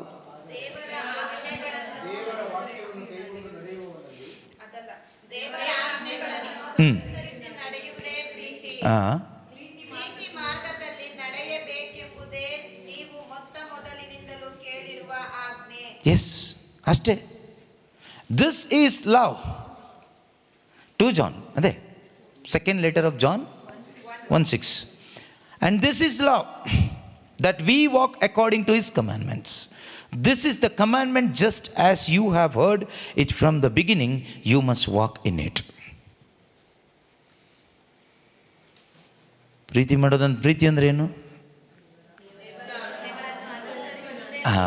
ದೇವರ ಆಜ್ಞೆಯನ್ನು ಅನುಸರಿಸಿ ನಡೆಯುವುದೇ ಪ್ರೀತಿ. ಸೊ ಎಲ್ಲರನ್ನೂ ಪ್ರೀತಿ ಮಾಡುವುದು ತುಂಬ ಸುಲಭ. ಪ್ರೀತಿ ಮಾಡೋದು ತುಂಬ ಸುಲಭ. ಆದರೆ ಎಲ್ಲರನ್ನೂ ಇಷ್ಟಪಟ್ಟು ಅವರಿಗಿಷ್ಟ ಆಗೋ ಹಾಗೆ ಬದುಕೋದು ತುಂಬ ಕಷ್ಟ. ಈ ಇಷ್ಟಪಟ್ಟವ್ರನ್ನ ಮೆಚ್ಚಿಸ್ಲಿಕ್ಕೆ ಹೋಗಿ ಎಷ್ಟೋ ಜನ ಪ್ರಾಣನೇ ಕಳ್ಕೊಂಡಿದ್ದಾರೆ. ಆತ್ಮಹತ್ಯೆ ಬರೋದು ಆವಾಗಲೇ, ಪಾಯ್ಸನ್ ಬರೋದು ಆವಾಗಲೇ. ಇಷ್ಟಪಡಿಸ್ಲಿಕ್ಕೆ ಹೋದರೆ ಯಾರು ಹೇಳಿದರು ಅವರಿಗಿಷ್ಟ ಆಗುವ ಹಾಗೆ ಮಾಡು ಅಂತ? ಇವರಿಗಿಷ್ಟ ಆಗುವಾಗ ಬದುಕು ಅಂತ ಯಾರು ಹೇಳಿದರು? ಎಲ್ಲರನ್ನು ಪ್ರೀತಿ ಮಾಡು ಅಂತಲೇ ದೇವ್ರು ಹೇಳಿದ್ದು. ಪ್ರೀತಿಸೋದು ಹೇಗೆ? ಅವರ ಆಜ್ಞೆಗಳೇನು ಹೇಳುತ್ತೋ ಅದನ್ನು ಅನುಸರಿಸು, ಅದೇ ಪ್ರೀತಿ ಮಾಡೋದು. ತುಂಬ ಸುಲಭ.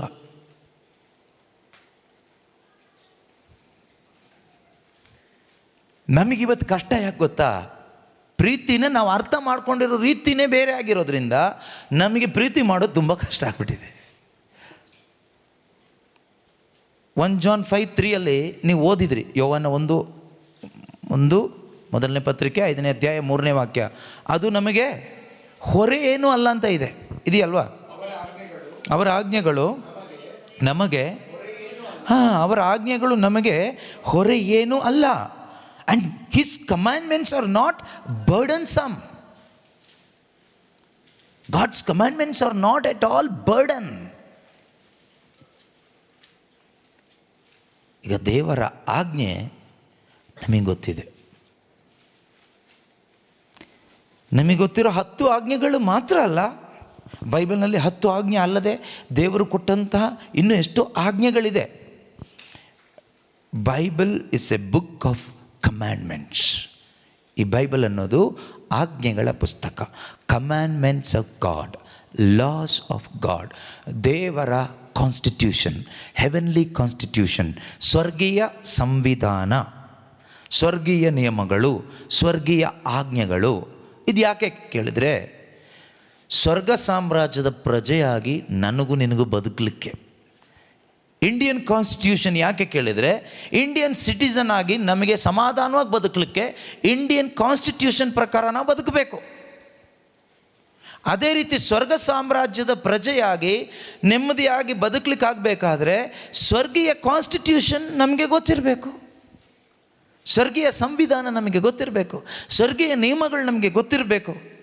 ಆಗ ಮಾತ್ರನೇ ಈ ಭೂಮಿಯಲ್ಲಿ, ಈ ಪ್ರಪಂಚಕ್ಕೆ ನಾವು ಅಪರಿಚಿತರು, ಆಗುಂತುಕರು ಅಂತ ಹೇಳುತ್ತೆ. Aliens and ಎಕ್ಸೈಲ್ಸ್. ಏಲಿಯನ್ಸ್ ಅಂತ ನಾವು ಯಾರಿಗೆ ಹೇಳ್ತೀವಿ? ಏಲಿಯನ್ಸ್ ಯಾವುದೋ ಗ್ರಹದಿಂದ ಇಲ್ಲಿ ಯಾವುದೋ ಒಂದು ಜೀವಿ ಬಂದರೆ ನಾವು ಅದಕ್ಕೆ ಏನಂತ ಹೇಳ್ತೀವಿ? ಏಲಿಯನ್ಸ್ ಅಂತ ಹೇಳ್ತೀವಿ. ಎಕ್ಸೈಲ್ಸ್ ಅಂದರೆ ಪರದೇಶಿಗಳು, ಅಪರಿಚಿತರು, ಯಾವುದೋ ಒಂದು ಟೂರಿಸ್ಟ್. ಎಕ್ಸೈಲ್ಸ್. ನಾವು ಈ ಪ್ರಪಂಚದ ಪಾಲಿಗೆ, ಲೋಕದ ಪಾಲಿಗೆ ಏಲಿಯನ್ಸ್ ಥರ ಬಂದ್ವಿ, ವಿಸಿಟ್ ಹಾಕಿದ್ವಿ, ಹೋದ್ವಿ. ಏಲಿಯನ್ಸ್ನ ನೋಡೋಕೆ ಸಿಗ್ತಾರ? ಯಾರೋ ಹೇಳ್ತಾರೆ ಏಲಿಯನ್ಸ್ ಬಂದರು ಅಂತ ಹೇಳ್ತಾರೆ ಅಷ್ಟೇ. ಎಲ್ಲಿ ಅಂದರೆ ಇಲ್ಲ. ಹಾಗೆ ನಾವು ಇರಬೇಕು. ಎಕ್ಸೈಲ್ಸ್, ಪರದೇಶಿಗಳು, ಯಾವುದೋ ದೇಶಕ್ಕೆ ಹೀಗೆ ಹೋಗ್ತಾರೆ, ಅಲ್ಲಿ ಇಲ್ಲಿ ಟೆಂಟ್ ಹಾಕೊಂಡು ಬದುಕ್ತಾರೆ. ಸ್ವಲ್ಪ ದಿವಸ ಆದಮೇಲೆ ಅವರು ಇರೋದಿಲ್ಲ, ಟೆಂಟು ಇರೋದಿಲ್ಲ, ಅವ್ರು ಇನ್ನೊಂದು ಕಡೆ ಸೆಟ್ಲಾಗಿರ್ತಾರೆ. ಅಲ್ಲಿಂದ ಇನ್ನೊಂದು ಕಡೆ ಟೆಂಟ್ ಹಾಕೊಂಡು ಹೋಗ್ತಾರೆ. ಪರದೇಶಿಗಳು.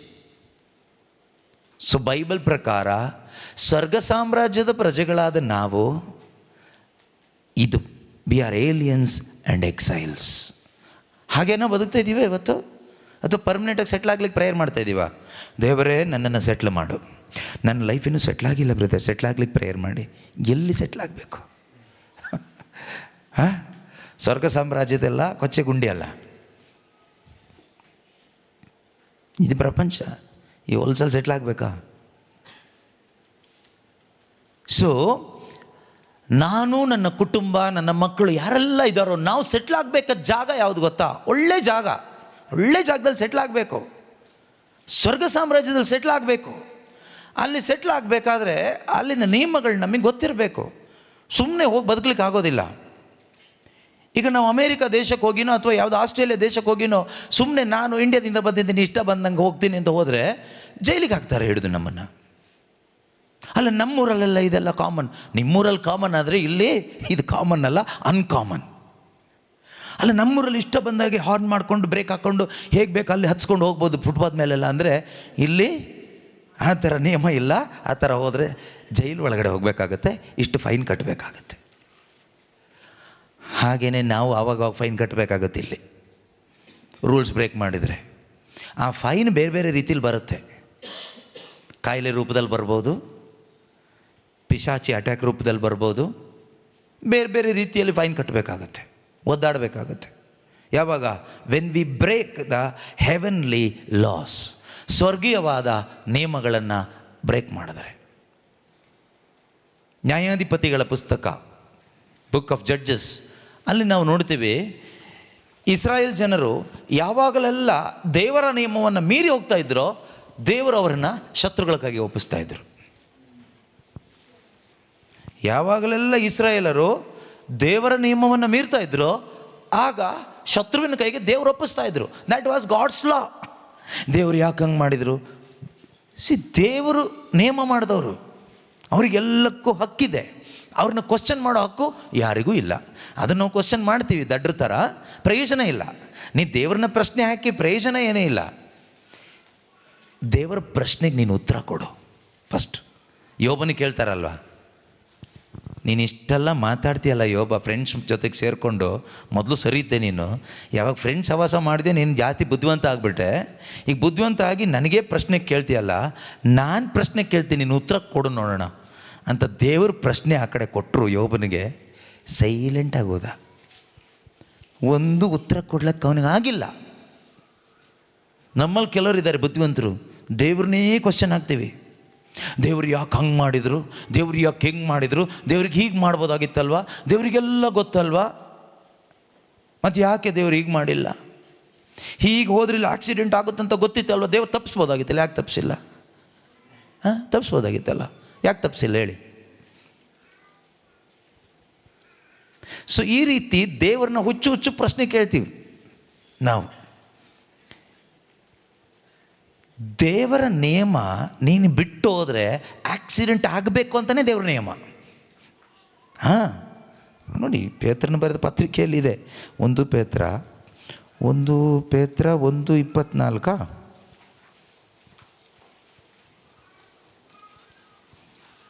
ಏನಂತ ಇದೆ?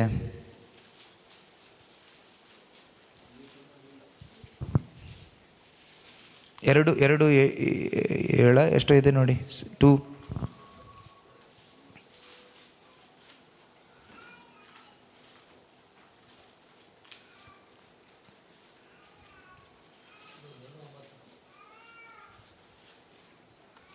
ಎರಡು 7, 2:8. ಜನರು ಎಡವಿ ಬೀಳುವ ಕಲ್ಲಿದು,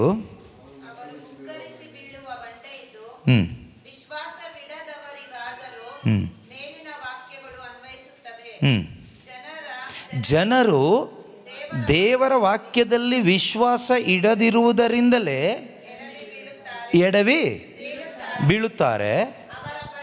ಅವರ ಬಗ್ಗೆ ದೈವ ಸಂಕಲ್ಪವೂ ಇದೇ ಆಗಿತ್ತು. ಯಾರ ಬಗ್ಗೆ? ಬಿದ್ದವನ ಬಗ್ಗೆ.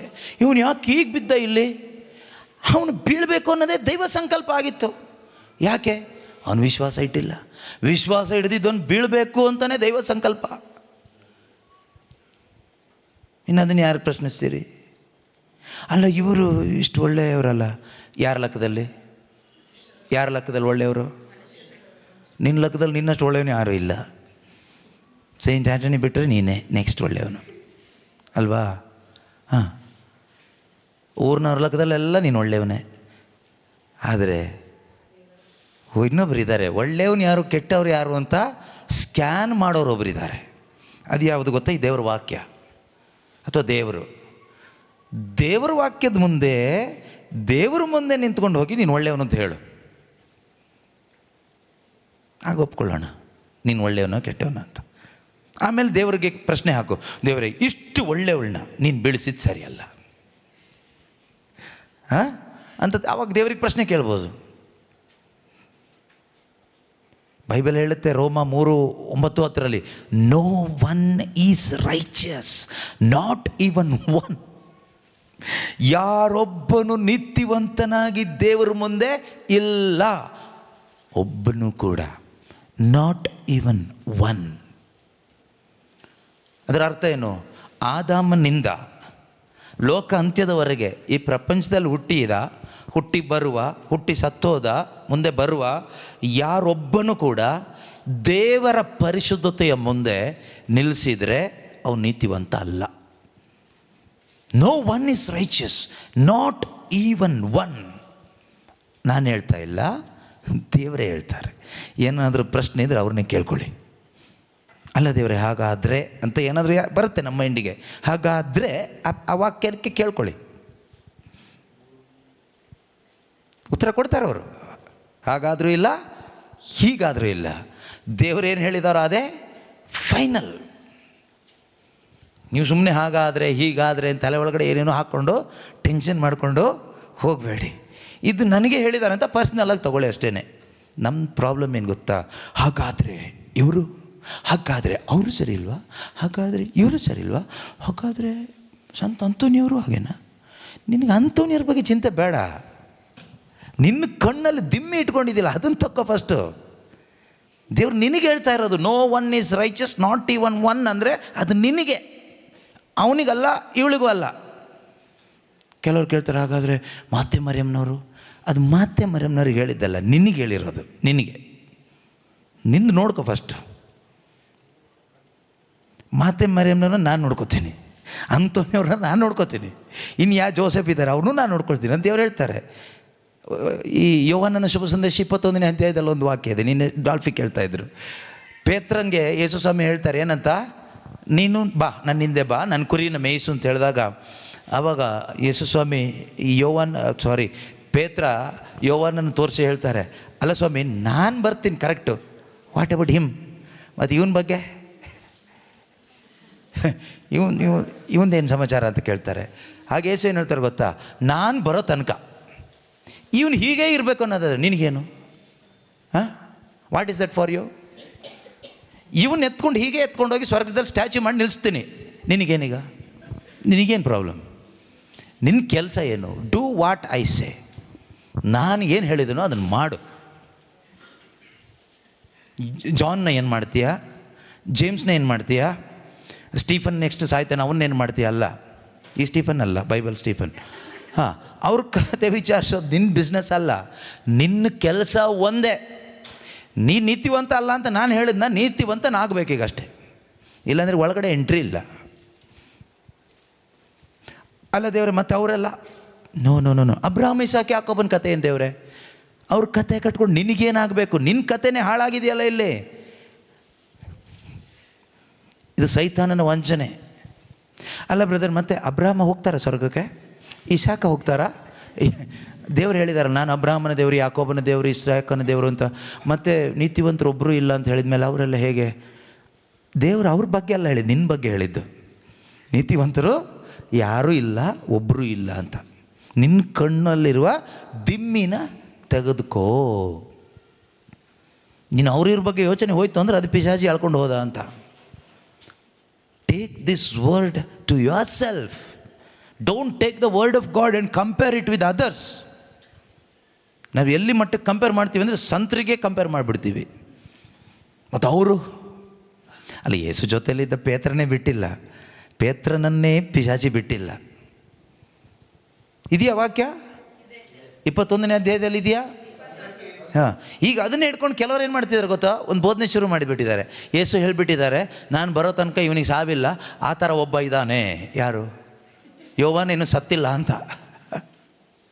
ಯೋವಾನ ಇನ್ನೂ ಸತ್ತಿಲ್ಲ, ಅವನಿನ್ನೂ ಬದುಕ್ತಾ ಇದ್ದಾನೆ. ಎಲ್ಲಿದ್ದಾನೆ?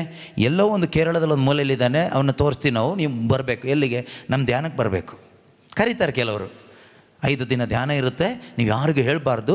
ನೀವು ಬಂದು 5 ದಿನ ಈ ಕೋರ್ಸಲ್ಲಿ ಭಾಗವಹಿಸಿದರೆ ಯೇಸು ಅವತ್ತು ಹೇಳಿದಾರಲ್ವಾ, ಅವನು ಈಗಲೂ ಇದನ್ನು ಅವನ್ನ ನೋಡಲಿಕ್ಕಾಗುತ್ತೆ ಅಂತ. ಎಲ್ಲ ಪಿಶಾಚಿ ಕೂಟಗಳು ಈ ರೀತಿ ವಂಚಿಸ್ತಾ ಇದೆ ಇವತ್ತು. ಅಲ್ಲೇ ವಾಕ್ಯ ಮುಂದೆ ಇದೆ. ಯೇಸು ನಾನು ಬರುವ ತನಕ ಅವನು ಹಾಗೇ ಇರಬೇಕಾದ್ರೆ ಅದರಿಂದ ನಿನಗೇನು ಎಂದು ಕೇಳಿದರೇ ವಿನಃ ಅವನಿಗೆ ಸಾವಿಲ್ಲ ಎಂದು ಹೇಳಲಿಲ್ಲ. ಅದರ ಅರ್ಥ ಅವನು ಸತ್ತ ಅಂತಾನೆ. It's clear. ಆದರೆ ಇವತ್ತು ಕೆಲವರು ಇದೇ ರೀತಿ ವಂಚಿಸ್ತಾ ಇದ್ದಾರೆ, ಜನ ಓಡ್ತಾ ಇದ್ದಾರೆ. ಈ ರೀತಿ ಕಲ್ಟ್ ಗ್ರೂಪ್ಗಳು ತುಂಬ ಇದೆ. ಅಲ್ಲಲ್ಲಿ ದೇವರ ವಾಕ್ಯವನ್ನು ತೆಗೆದು ದುರುಪದೇಶ ಮಾಡೋದು. ಆ ವಂಚನೆಗೆ ನಾವು ಯಾರು ಒಳಗಾಗಬಾರ್ದು. ವಂಚನೆಗೆ ಒಳಗಾಗದೆ ನಾವು ಬಿಗಿಯಾಗಿ ಕಚ್ಕೊಂಡು ನಿಂತ್ಕೋಬೇಕಾದ್ರೆ ನಮ್ಮ ಒಳಗಡೆ ಒಂದು ಸತ್ಯ ಅನ್ನೋದು ಅರಿವಾಗಬೇಕು. ಯಾಕೆ ನಾವು ಅಲ್ಲಿ ಬಿದ್ದೋಗ್ತಾ ಇದ್ದೀವಿ ಇವತ್ತು ಅವಿಶ್ವಾಸದಲ್ಲಿ ಅಂದರೆ ನಮ್ಮ ಒಳಗಡೆ ಒಂದು ಸರಿಯಾದ ಪ್ರಕಟಣೆ ಇಲ್ಲ. ಅದೇ ನಾನು ಹೇಳಿದೆ,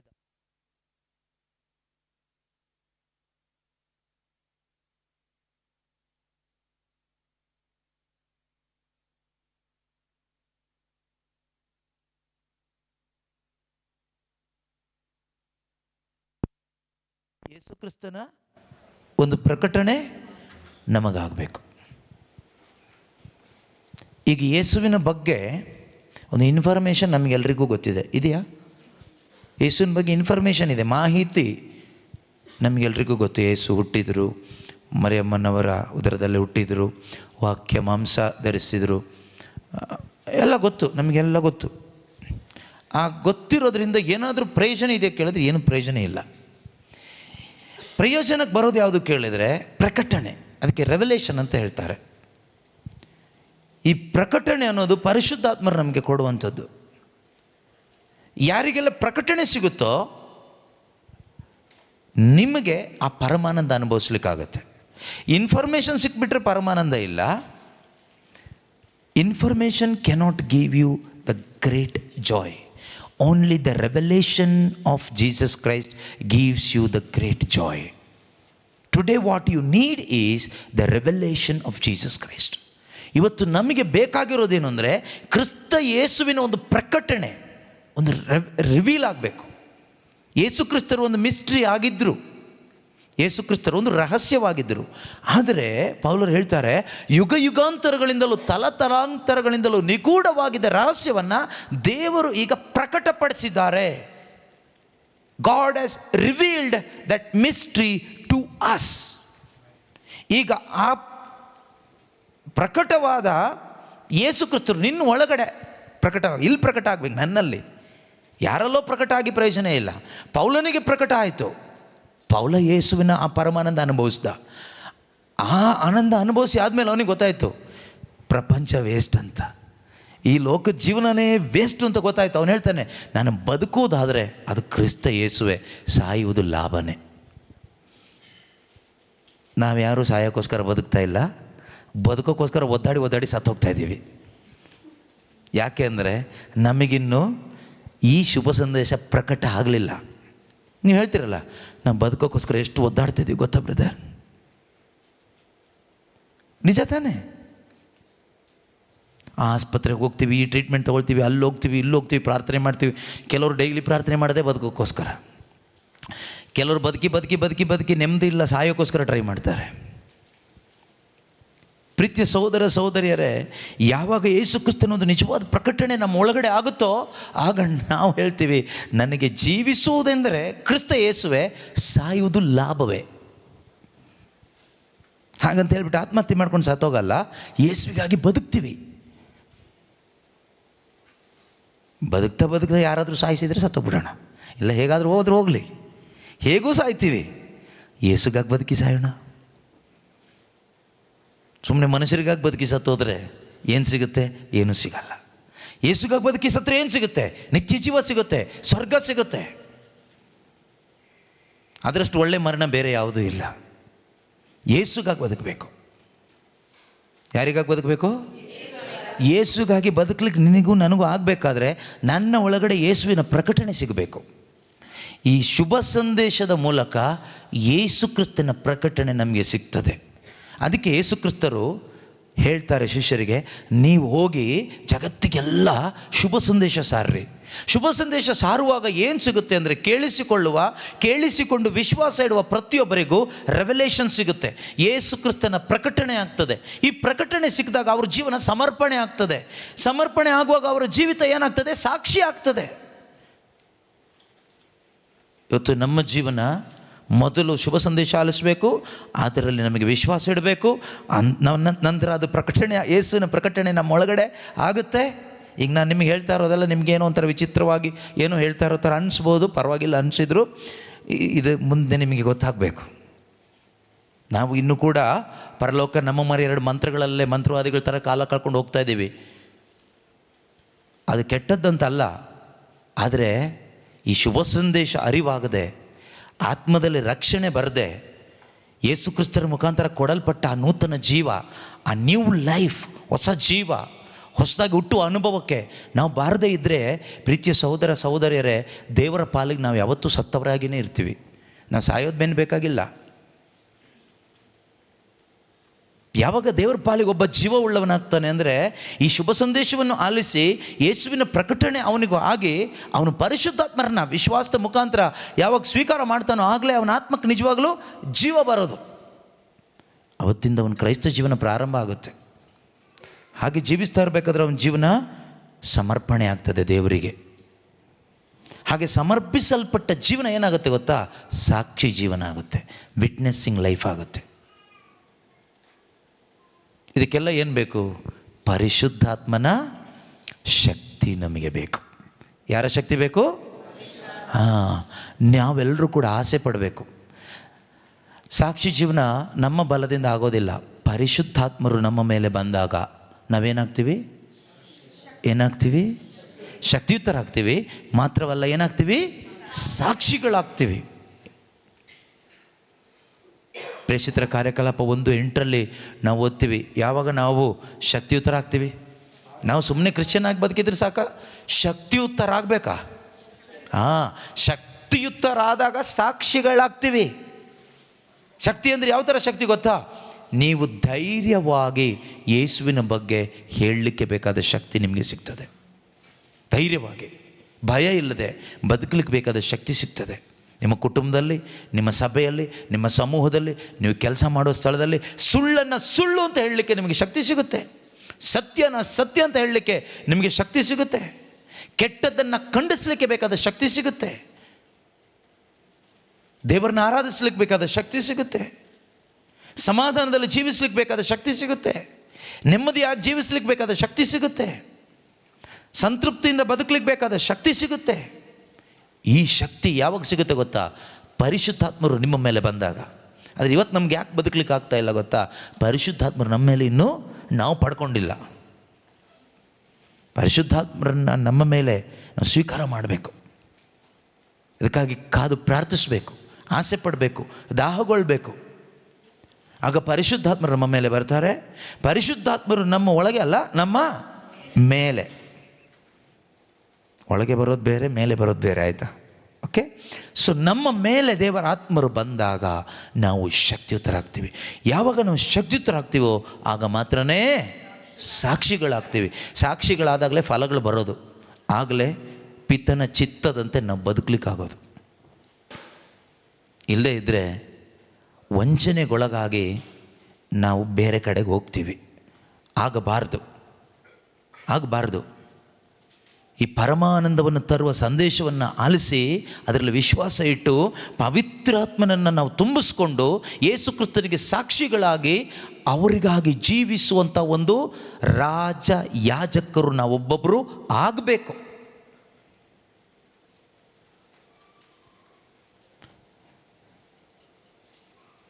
ನಾವು ಯೋಚನೆ ಮಾಡ್ಬೋದು, ಹಾಗಾದರೆ ನಮ್ಮ ಕೆಲಸ, ನಮ್ಮ ಕಾರ್ಯ, ನಮ್ಮದು ಇದು ಅಂತೆಲ್ಲ ನೀವು ಹೇಳ್ಬೋದು.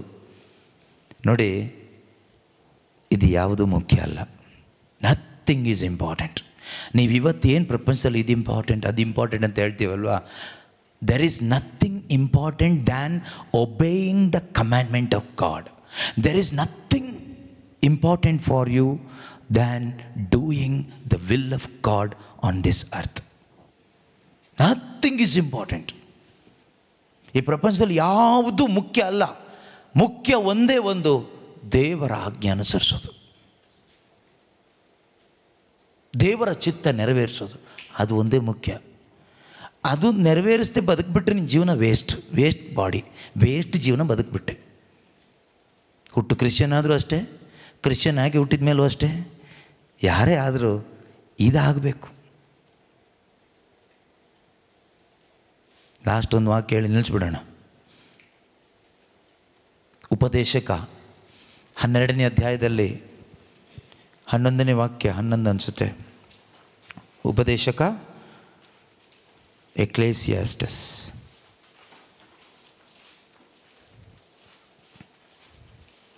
12ನೇ ಅಧ್ಯಾಯ 13ನೇ ವಾಕ್ಯ. ಎಕ್ಲೇಸಿಯಾಸ್ಟಸ್ ಚಾಪ್ಟರ್ 12 ವರ್ಸ್ 13. ಉಪದೇಶಕ ಅಧ್ಯಾಯ 12 ವಾಕ್ಯ 13. ಸುಮಾರೆಲ್ಲ ಕೇಳಿ ಆಯ್ತಲ್ವ? ಈಗ ಎಲ್ಲವನ್ನು ಕೇಳಿ ಆಯಿತು. ದೇವರಿಗೆ ಭಯಪಟ್ಟು ಅವರ ಆಜ್ಞೆಗಳನ್ನು ಕೈಗೊಳ್ಳು. ಇದೇ ಪ್ರತಿಯೊಬ್ಬ ಮಾನವನ ಕರ್ತವ್ಯ. ಇದೊಂದೇ ಪ್ರತಿಯೊಬ್ಬ ಮಾನವನ ಕರ್ತವ್ಯ. The end of the matter, the end of the matter, the end of everything, the conclusion of everything is this: all has been heard. ಎಲ್ಲ ಕೇಳಿಸ್ಕೊಂಡಾಯಿತು. Fear God and keep His commandments, for that is the whole duty of everyone. Fear the Lord and do His will. That is the whole duty of everyone. ಪ್ರತಿಯೊಬ್ಬನ ಕರ್ತವ್ಯ. ಆಗ ನಮಗೇನು ಅನಿಸುತ್ತೆ ಅಂದರೆ, ಮತ್ತು ಅವರು ಅದು ಮಾಡ್ತಾ ಇಲ್ಲಲ್ಲ, ಇವರು ಇದು ಮಾಡ್ತಾ ಇಲ್ಲಲ್ಲ, ಅಲ್ಲೇ ನಾವು ಬಿದ್ದು ಹೋಗೋದು. ಇದು ನಿನ್ನ ಕರ್ತವ್ಯ. ದೇವರು ಯಾರಿಗೆ ಹೇಳ್ತಾ ಇದ್ದಾರೆ? ಇದು ನನಗೆ. ಇದು ಅವರ ಕರ್ತವ್ಯ ಅಂತ ಅಲ್ಲ, ಇದು ನನ್ನ ಕರ್ತವ್ಯ ಅಂತ ನನಗೆ ಹೇಳ್ತಾ ಇದ್ದಾರೆ. ಆದ್ದರಿಂದ ನೀವು ದೇವರ ವಿಷಯದಲ್ಲಿ, ದೇವರ ಆಜ್ಞೆಗಳ ವಿಷಯದಲ್ಲಿ, ನಿತ್ಯ ಜೀವಕ್ಕೆ ಸಂಬಂಧಪಟ್ಟ ವಿಷಯದಲ್ಲಿ ಅವ್ರನ್ನೂ ನೋಡಬೇಡಿ, ಇವ್ರನ್ನೂ ನೋಡಬೇಡಿ. ಜನ್ಮ ಕೊಟ್ಟ ಅಪ್ಪನ್ನೂ ನೋಡಬೇಡಿ, ತಾಯಿನೂ ನೋಡಬೇಡಿ, ಜೊತೆಯಲ್ಲಿರೋ ಗಂಡನೂ ನೋಡಬೇಡಿ, ಹೆಂಡ್ತಿನೂ ನೋಡಬೇಡಿ, ಮಕ್ಕಳನ್ನೂ ನೋಡಬೇಡಿ, ಫ್ರೆಂಡ್ಸ್ನೂ ನೋಡಬೇಡಿ, ಯಾರನ್ನೂ ನೋಡಬೇಡಿ. ನನಗಾಗಿ ನನ್ನನ್ನು ಹುಡುಕಿಕೊಂಡು ಸ್ವರ್ಗವನ್ನು ಬಿಟ್ಟು ತಮ್ಮ ಆ ದೈವ ಪದವಿಯನ್ನು ಬಿಟ್ಟು ಈ ಭೂಮಿಗೆ ಮನುಷ್ಯನಾಗಿ ಬಂದು ಶಿಲುಬೆಯ ಮೇಲೆ ನನ್ನ ಪಾಪ, ನನ್ನ ಶಾಪ ನನಗೋಸ್ಕರ ಹೊತ್ಕೊಂಡು ನಾನು ಸಾಯಬೇಕಾದ ಸ್ಥಳದಲ್ಲಿ ನನ್ನ ಮರಣವನ್ನು, ನನ್ನ ಯಾತನೆಯನ್ನು ಅನುಭವಿಸಿ ಸತ್ತು ನನ್ನ ಸಕಲ ಪಾಪಕ್ಕೂ ಶಾಪಕ್ಕೂ ಮರಣದಂಡನೆ ವಿಧಿಸಿ ನನ್ನನ್ನು ಎಲ್ಲ ಪಾಪ ಶಾಪಗಳಿಂದ ಬಿಡುಗಡೆ ಮಾಡಿ, ನಿತ್ಯ ದಂಡನೆಯಿಂದ ಬಿಡುಗಡೆ ಮಾಡಿ, ಪುನರುತ್ಥಾನ ಹೊಂದಿ ನನಗೆ ನಿತ್ಯ ಜೀವವನ್ನು ಕೊಟ್ಟು ಇಂದಿಗೂ ಜೀವಿಸುತ್ತಿರುವ ಯೇಸು ಕ್ರಿಸ್ತರನ್ನು ಮಾತ್ರ ನೋಡಿ ಅವರಿಗೋಸ್ಕರ ಮಾತ್ರ ಬದುಕಬೇಕು. ಅದು ಬಿಟ್ಬಿಟ್ಟು ಅಪ್ಪಂಗೆ ಬೇಜಾರಾದರೆ, ಅಮ್ಮಂಗೆ ಬೇಜಾರಾದರೆ, ಹೆಂಡ್ತಿಗೆ ಬೇಜಾರಾದರೆ, ಗಂಡಂಗೆ ಬೇಜಾರಾದರೆ, ಮಕ್ಕಳಿಗೆ ಬೇಜಾರಾದರೆ, ಫ್ರೆಂಡ್ಸಿಗೆ ಬೇಜಾರಾದರೆ ಅಂತ ಬದುಕಿ ನೀನು ಯಾವತ್ತೂ ದೇವ್ರನ್ನ ಮೆಚ್ಚೋಕ್ಕಾಗಲ್ಲ. ಅದರರ್ಥ ನಿನ್ನಿಷ್ಟ ಪ್ರಕಾರ ಬದುಕುಂತಲ್ಲ. ನೀನು ದೇವರ ಆಜ್ಞೆ ಅನುಸರಿಸೋದ್ರಿಂದ ಗಂಡಂಗೆ ಬೇಜಾರಾದರೆ ತಲೆ ಕೆಡಿಸ್ಕೋಬೇಡ.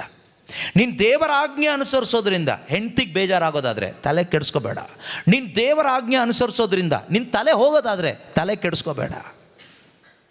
ನೀನು ದೇವರ ಆಜ್ಞೆ ಅನುಸರಿಸೋದ್ರಿಂದ ಜೊತೆಯಲ್ಲಿರುವ ಯಾರಿಗಾದರೂ ಬೇಜಾರಾಗೋದಾದರೆ ತಲೆ ಯಾಕೆ ಕೆಡಿಸ್ಕೊಳ್ತೀಯ? ಬೈಬಲ್ ಹೇಳುತ್ತೆ, ಪ್ರತಿಯೊಬ್ಬ ಮಾನವನ ಆದ್ಯ ಕರ್ತವ್ಯ ಇಷ್ಟೇ, ದೇವರಿಗೆ ಭಯಪಡು. Fear the Lord who created you.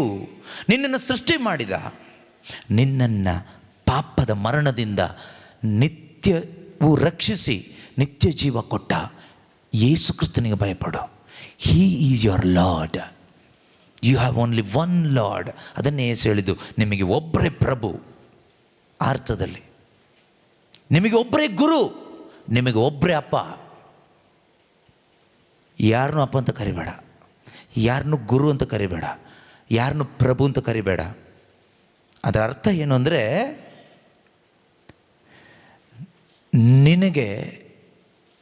ನೀನು ಮೊದಲು ವಿಧೇಯನಾಗಬೇಕಾಗಿರೋದು ಅವರಿಗೆ. ಫಸ್ಟ್ ಅವರೊಬ್ಬರೇ ಗುರು. ಕೆಲವು ಟೈಮು ನಾವು 108 ಗುರುಗಳನ್ನ ಮಧ್ಯೆ ತರ್ತೀವಿ. ನಾನು ಹೇಳ್ತಾ ಇರೋದು ಗುರುಗಳು ಅಂದರೆ ಚರ್ಚಲ್ಲಿರೋ ಪ್ರೀಸ್ಟ್ಗಳ ಬಗ್ಗೆ ಅಲ್ಲ. ನಾವು ಈ ಗುರುವಿಗೆ ಬೇಜಾರಾದರೆ ಆ ಗುರುವಿಗೆ ಬೇಜಾರಾದರೆ ಅಂತ ಹೋಗ್ತೀವಿ. ಆವಾಗ ಹೇಳ್ತಾರೆ ದೇವರು, ನೋ, ನಿನಗೆ ಒಬ್ಬನೇ ಗುರು, ಅವ್ರ ಸ್ವರ್ಗದಲ್ಲಿರೋ ದೇವರೇ ಗುರು. ನಿನಗೆ ದೇವರಿಗಿಂತ ದೊಡ್ಡವನೇ ಈ ಗುರು? ಇಲ್ಲ. ದೇವರಿಗಿಂತ ದೊಡ್ಡ ಗುರು ಯಾರಾದರೂ ಇದ್ದಾರಾ? ಇಲ್ಲ. ಹಾಗಾದರೆ ದೊಡ್ಡ ಗುರು ಹೇಳೋದನ್ನು ಕೇಳು. ದೊಡ್ಡ ಗುರು ಏನು ಹೇಳ್ತಾರೆ, ಶ್ರೇಷ್ಠ ಗುರುಗಳು ಏನು ಹೇಳ್ತಾರೋ ಅದನ್ನು ಕೇಳಿ. ಶ್ರೇಷ್ಠ ಗುರುಗಳು ಯಾರು? ಯೇಸು ಸ್ವಾಮಿ. ಅಲ್ಲ, ನಮ್ಮ ಅಪ್ಪ, ದೊಡ್ಡಪ್ಪ, ಚಿಕ್ಕಪ್ಪ, ಇನ್ನೊಂದಪ್ಪ, ಆ ಅಪ್ಪ ಎಲ್ಲ ಹೇಳೋದು ಕೇಳಬೇಕಲ್ಲ. ಎಲ್ಲ ಅಪ್ಪನ ಸೃಷ್ಟಿ ಮಾಡಿದ ಒಬ್ಬ ಅಪ್ಪ ಇದ್ದಾರ ಮೇಲೆ? ಸಾವಿಲ್ಲದ ಒಬ್ಬ ಅಪ್ಪ ಇದ್ದಾರಾ? ಈಗ ಯಾವ ಅಪ್ಪ ಹೇಳಿದ್ದು ಕೇಳಬೇಕು ನೀನು? ಈ ಅಪ್ಪ ಹೇಳಿದ್ದು ಕೇಳಬೇಕಾ, ಆ ಅಪ್ಪ ಹೇಳಿದ್ದು ಕೇಳಬೇಕಾ? ಇಲ್ಲಿರೋ ಅಪ್ಪ ಹೇಳಿದ್ದು ಅಲ್ಲಿರೋ ಅಪ್ಪ ಹೇಳಿದ್ದು ಮ್ಯಾಚ್ ಆಗೋಂಗಿದ್ರೆ ಇಲ್ಲಿರೋ ಅಪ್ಪ ಹೇಳಿದ್ದು ಕೇಳು. ಅಲ್ಲಿರುವ ನಿಜವಾದ ಅಪ್ಪ ಮತ್ತು ಈ ಭೂಮಿ ಮೇಲಿರೋ ಅಪ್ಪ ಹೇಳಿದ್ದು ಮ್ಯಾಚ್ ಆಗ್ತಾ ಇಲ್ಲ ಅಂದರೆ ಈ ಅಪ್ಪ ಹೇಳಿದ್ದನ್ನು ಬಿಟ್ಬಿಡು. ಅದನ್ನೇ ಯೇಸುನು ಹೇಳಿದ್ದಾರೆ, ಯಾರಾದರೂ ನನಗಿಂತ ಹೆಚ್ಚಾಗಿ ಅಪ್ಪನನ್ನಾಗಲಿ, ಅಮ್ಮನನ್ನಾಗಲಿ, ಗಂಡನನ್ನಾಗಲಿ, ಹೆಂಡತಿಯನ್ನಾಗಲಿ, ಯಾರನ್ನೇ ಆಗಲಿ ಪ್ರೀತಿಸಿದರೆ ನನ್ನ ಶಿಷ್ಯನಾಗಲಿಕ್ಕೆ ಆಗಲ್ಲ. ಯೋಗ್ಯನೇ ಅಲ್ಲ, ಅಯೋಗ್ಯ ಅಂತ. ಹಾಗಾದರೆ ನಮ್ಮ ಅಪ್ಪ ಅಮ್ಮನ್ನೆಲ್ಲ ಬಿಡಬೇಕಾ? ಬಿಡಬೇಡ. ಅಪ್ಪ ಅಮ್ಮನ್ನ ಗೌರವಿಸು, ದೇವರ ಆಜ್ಞೆ. Honour your father and mother. ನಿನ್ನ ತಂದೆ ತಾಯಿಯನ್ನು ಗೌರವಿಸು ಎಂಬುದು ವಾಗ್ದಾನದಿಂದ ಕೂಡಿದ ಮೊದಲನೇ ಆಜ್ಞೆ. ನಿನಗೆ ಶುಭವಾಗುವುದು, ನಿನ್ನ ಬಹುಕಾಲ ಬಾಳುವೆ. ಆದರೆ ಗೌರವಿಸೋದು ಹೇಗೆ ಅಂತ ದೇವರೇ ಹೇಳ್ಕೊಡ್ತಾರೆ. ಹಾಗೆ ಗೌರವಿಸಬೇಕು. ಅಪ್ಪ ಅಮ್ಮ ದೇವರ ಆಜ್ಞೆಗೆ ವಿರುದ್ಧವಾಗಿ ಬದುಕ್ತಾರೆ. ಈಗ ಅವರಿಷ್ಟದ ಪ್ರಕಾರ ನೀನು ಬದುಕಬೇಕಂದ್ರೆ ನೀನು ಆ ಅಪ್ಪಂಗೆ ದ್ರೋಹ ಮಾಡ್ತಾ ಇದೆಯಾ? ನಿಜವಾದ ಅಪ್ಪಂಗೆ ದ್ರೋಹ ಮಾಡ್ತಾ ಇದೆಯಾ? ಅದು ಸರಿಯಲ್ಲ. ಅಪ್ಪ ಅಮ್ಮನ ಗೌರವಿಸ್ಬೇಕು, ಅವ್ರ ಮಾತಿಗೆ ವಿಧೇಯರಾಗಬೇಕು, ಅವ್ರಿಗೆ ಮಾಡಬೇಕಾದ ಕರ್ತವ್ಯಗಳನ್ನ ಮಾಡಬೇಕು. ಆದರೆ ದೇವರ ಇಚ್ಛೆ ಈಡೇರಿಸಬೇಕು. ಮನುಷ್ಯನ ಇಚ್ಛೆ ಅಲ್ಲ, ದೇವರ ಇಚ್ಛೆ ಈಡೇರಿಸಬೇಕು. ಮನುಷ್ಯ ಯಾವತ್ತೂ ಸ್ವಾರ್ಥಿನೇ, ಸೆಲ್ಫ್ ಸೆಂಟರ್ಡೇ. ಆದ್ದರಿಂದ ಪ್ರೀತಿಯ ಸಹೋದರ ಸಹೋದರಿಯರೇ, ಈ ವಾಕ್ಯ ನಮ್ಮ ಹೃದಯದಲ್ಲಿ ನಾವು ತುಂಬಿಸ್ಕೊಳ್ಳೋಣ. ವಿಷಯ ಮುಗೀತು, ಎಲ್ಲವನ್ನು ಹೇಳಿ ಆಯಿತು, ಕೇಳಿ ಆಯಿತು. ದೇವರಿಗೆ ಭಯಪಟ್ಟು ಅವರ ಆಜ್ಞೆಗಳನ್ನ ಕೈಗೊಳ್ಳು, ಇದೇ ಪ್ರತಿಯೊಬ್ಬ ಮಾನವನ ಕರ್ತವ್ಯ. ಬೈಬಲ್ನಲ್ಲಿ ನಾವೆಷ್ಟೋ ಉದಾಹರಣೆ ನೋಡ್ತೀವಿ. ಶದ್ರಕ್, ಮೇಷಕ್, ಅಬೇದ್ನೆಗೋ ಅವರಿಗೆ ಅಧಿಕಾರ ಕೊಟ್ಟಂಥ ಅರಸ, ಆ ಬ್ಯಾಬಿಲೋನ್ ದೇಶದಲ್ಲಿ ಅವರಿಗೆ ಅಧಿಕಾರ ಕೊಟ್ಟರು, ಒಳ್ಳೆಯ ಸ್ಥಾನಮಾನ ಕೊಟ್ಟರು, ಒಳ್ಳೆ ಕೆಲಸ ಕೊಟ್ಟರು, ಒಳ್ಳೆ ಜಾಬ್ ಕೊಟ್ಟರು, ಒಳ್ಳೆ ಸ್ಯಾಲ್ರಿ ಕೊಟ್ಟರು.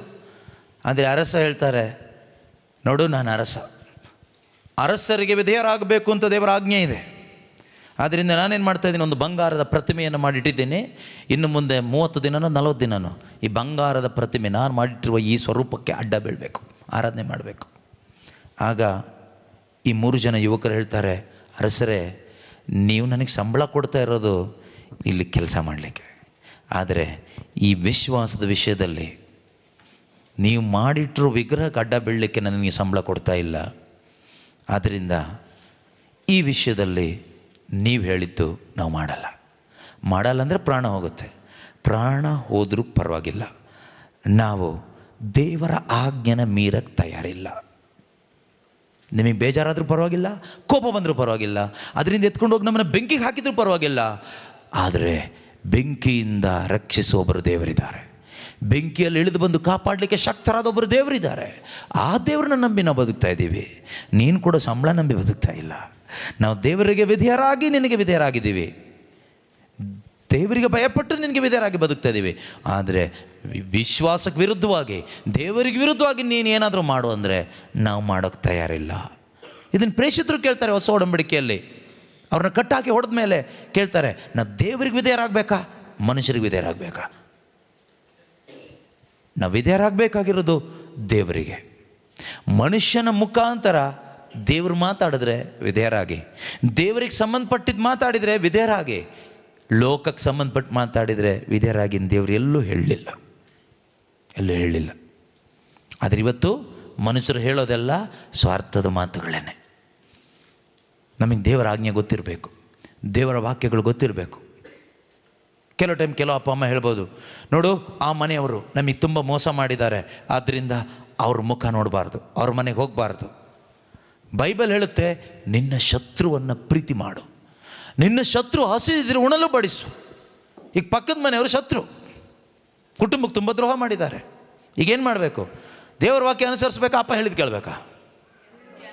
ದೇವರು ಹೇಳಿದ್ದು ಕೇಳಬೇಕು. ಏನೋ ಆ ಮನೆಯವರು ಎಷ್ಟು ದ್ರೋಹ ಮಾಡಿದ್ದಾರೆ ನಿನಗೆ ಗೊತ್ತಾ? ನೀನು ಹೋಗ್ಬಿಟ್ಟು ಅವ್ರ ಮನೆಗೆ ಊಟ ಹಾಕಿ ಬಂದಿದೆಯಾ? ಹಾಗಾದರೆ ಇವತ್ತಿಂದ ನೀನು ನನ್ನ ಮಗನೇ ಅಲ್ಲ, ನನ್ನ ಪಾಲಿಗೆ ಸತ್ತೋಗ್ಬಿಟ್ಟೆ, ಗೆಟ್ ಔಟ್. ಆಗ ಸ್ವರ್ಗದಲ್ಲಿರೋ ದೇವರು ಹೇಳ್ತಾರೆ, ಡೋಂಟ್ ವರಿ, ನಾನಿದ್ದೀನಿ ಅಪ್ಪ, ನಾನು ಕರ್ಕೋತೀನಿ ನಿನ್ನ ಅಂತ. ಹಾಗೆಲ್ಲ ಬದುಕಿದ್ರೇ ನಾವು ನಿಜವಾಗಲೂ ದೇವ್ರ ಮಕ್ಕಳಾಗೋದು.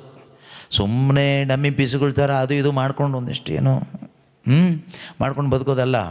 ದೇವರ ಆಜ್ಞೆ ಅನುಸರಿಸಬೇಕು, ಅದೇ ನಮ್ಮ ಕರ್ತವ್ಯ.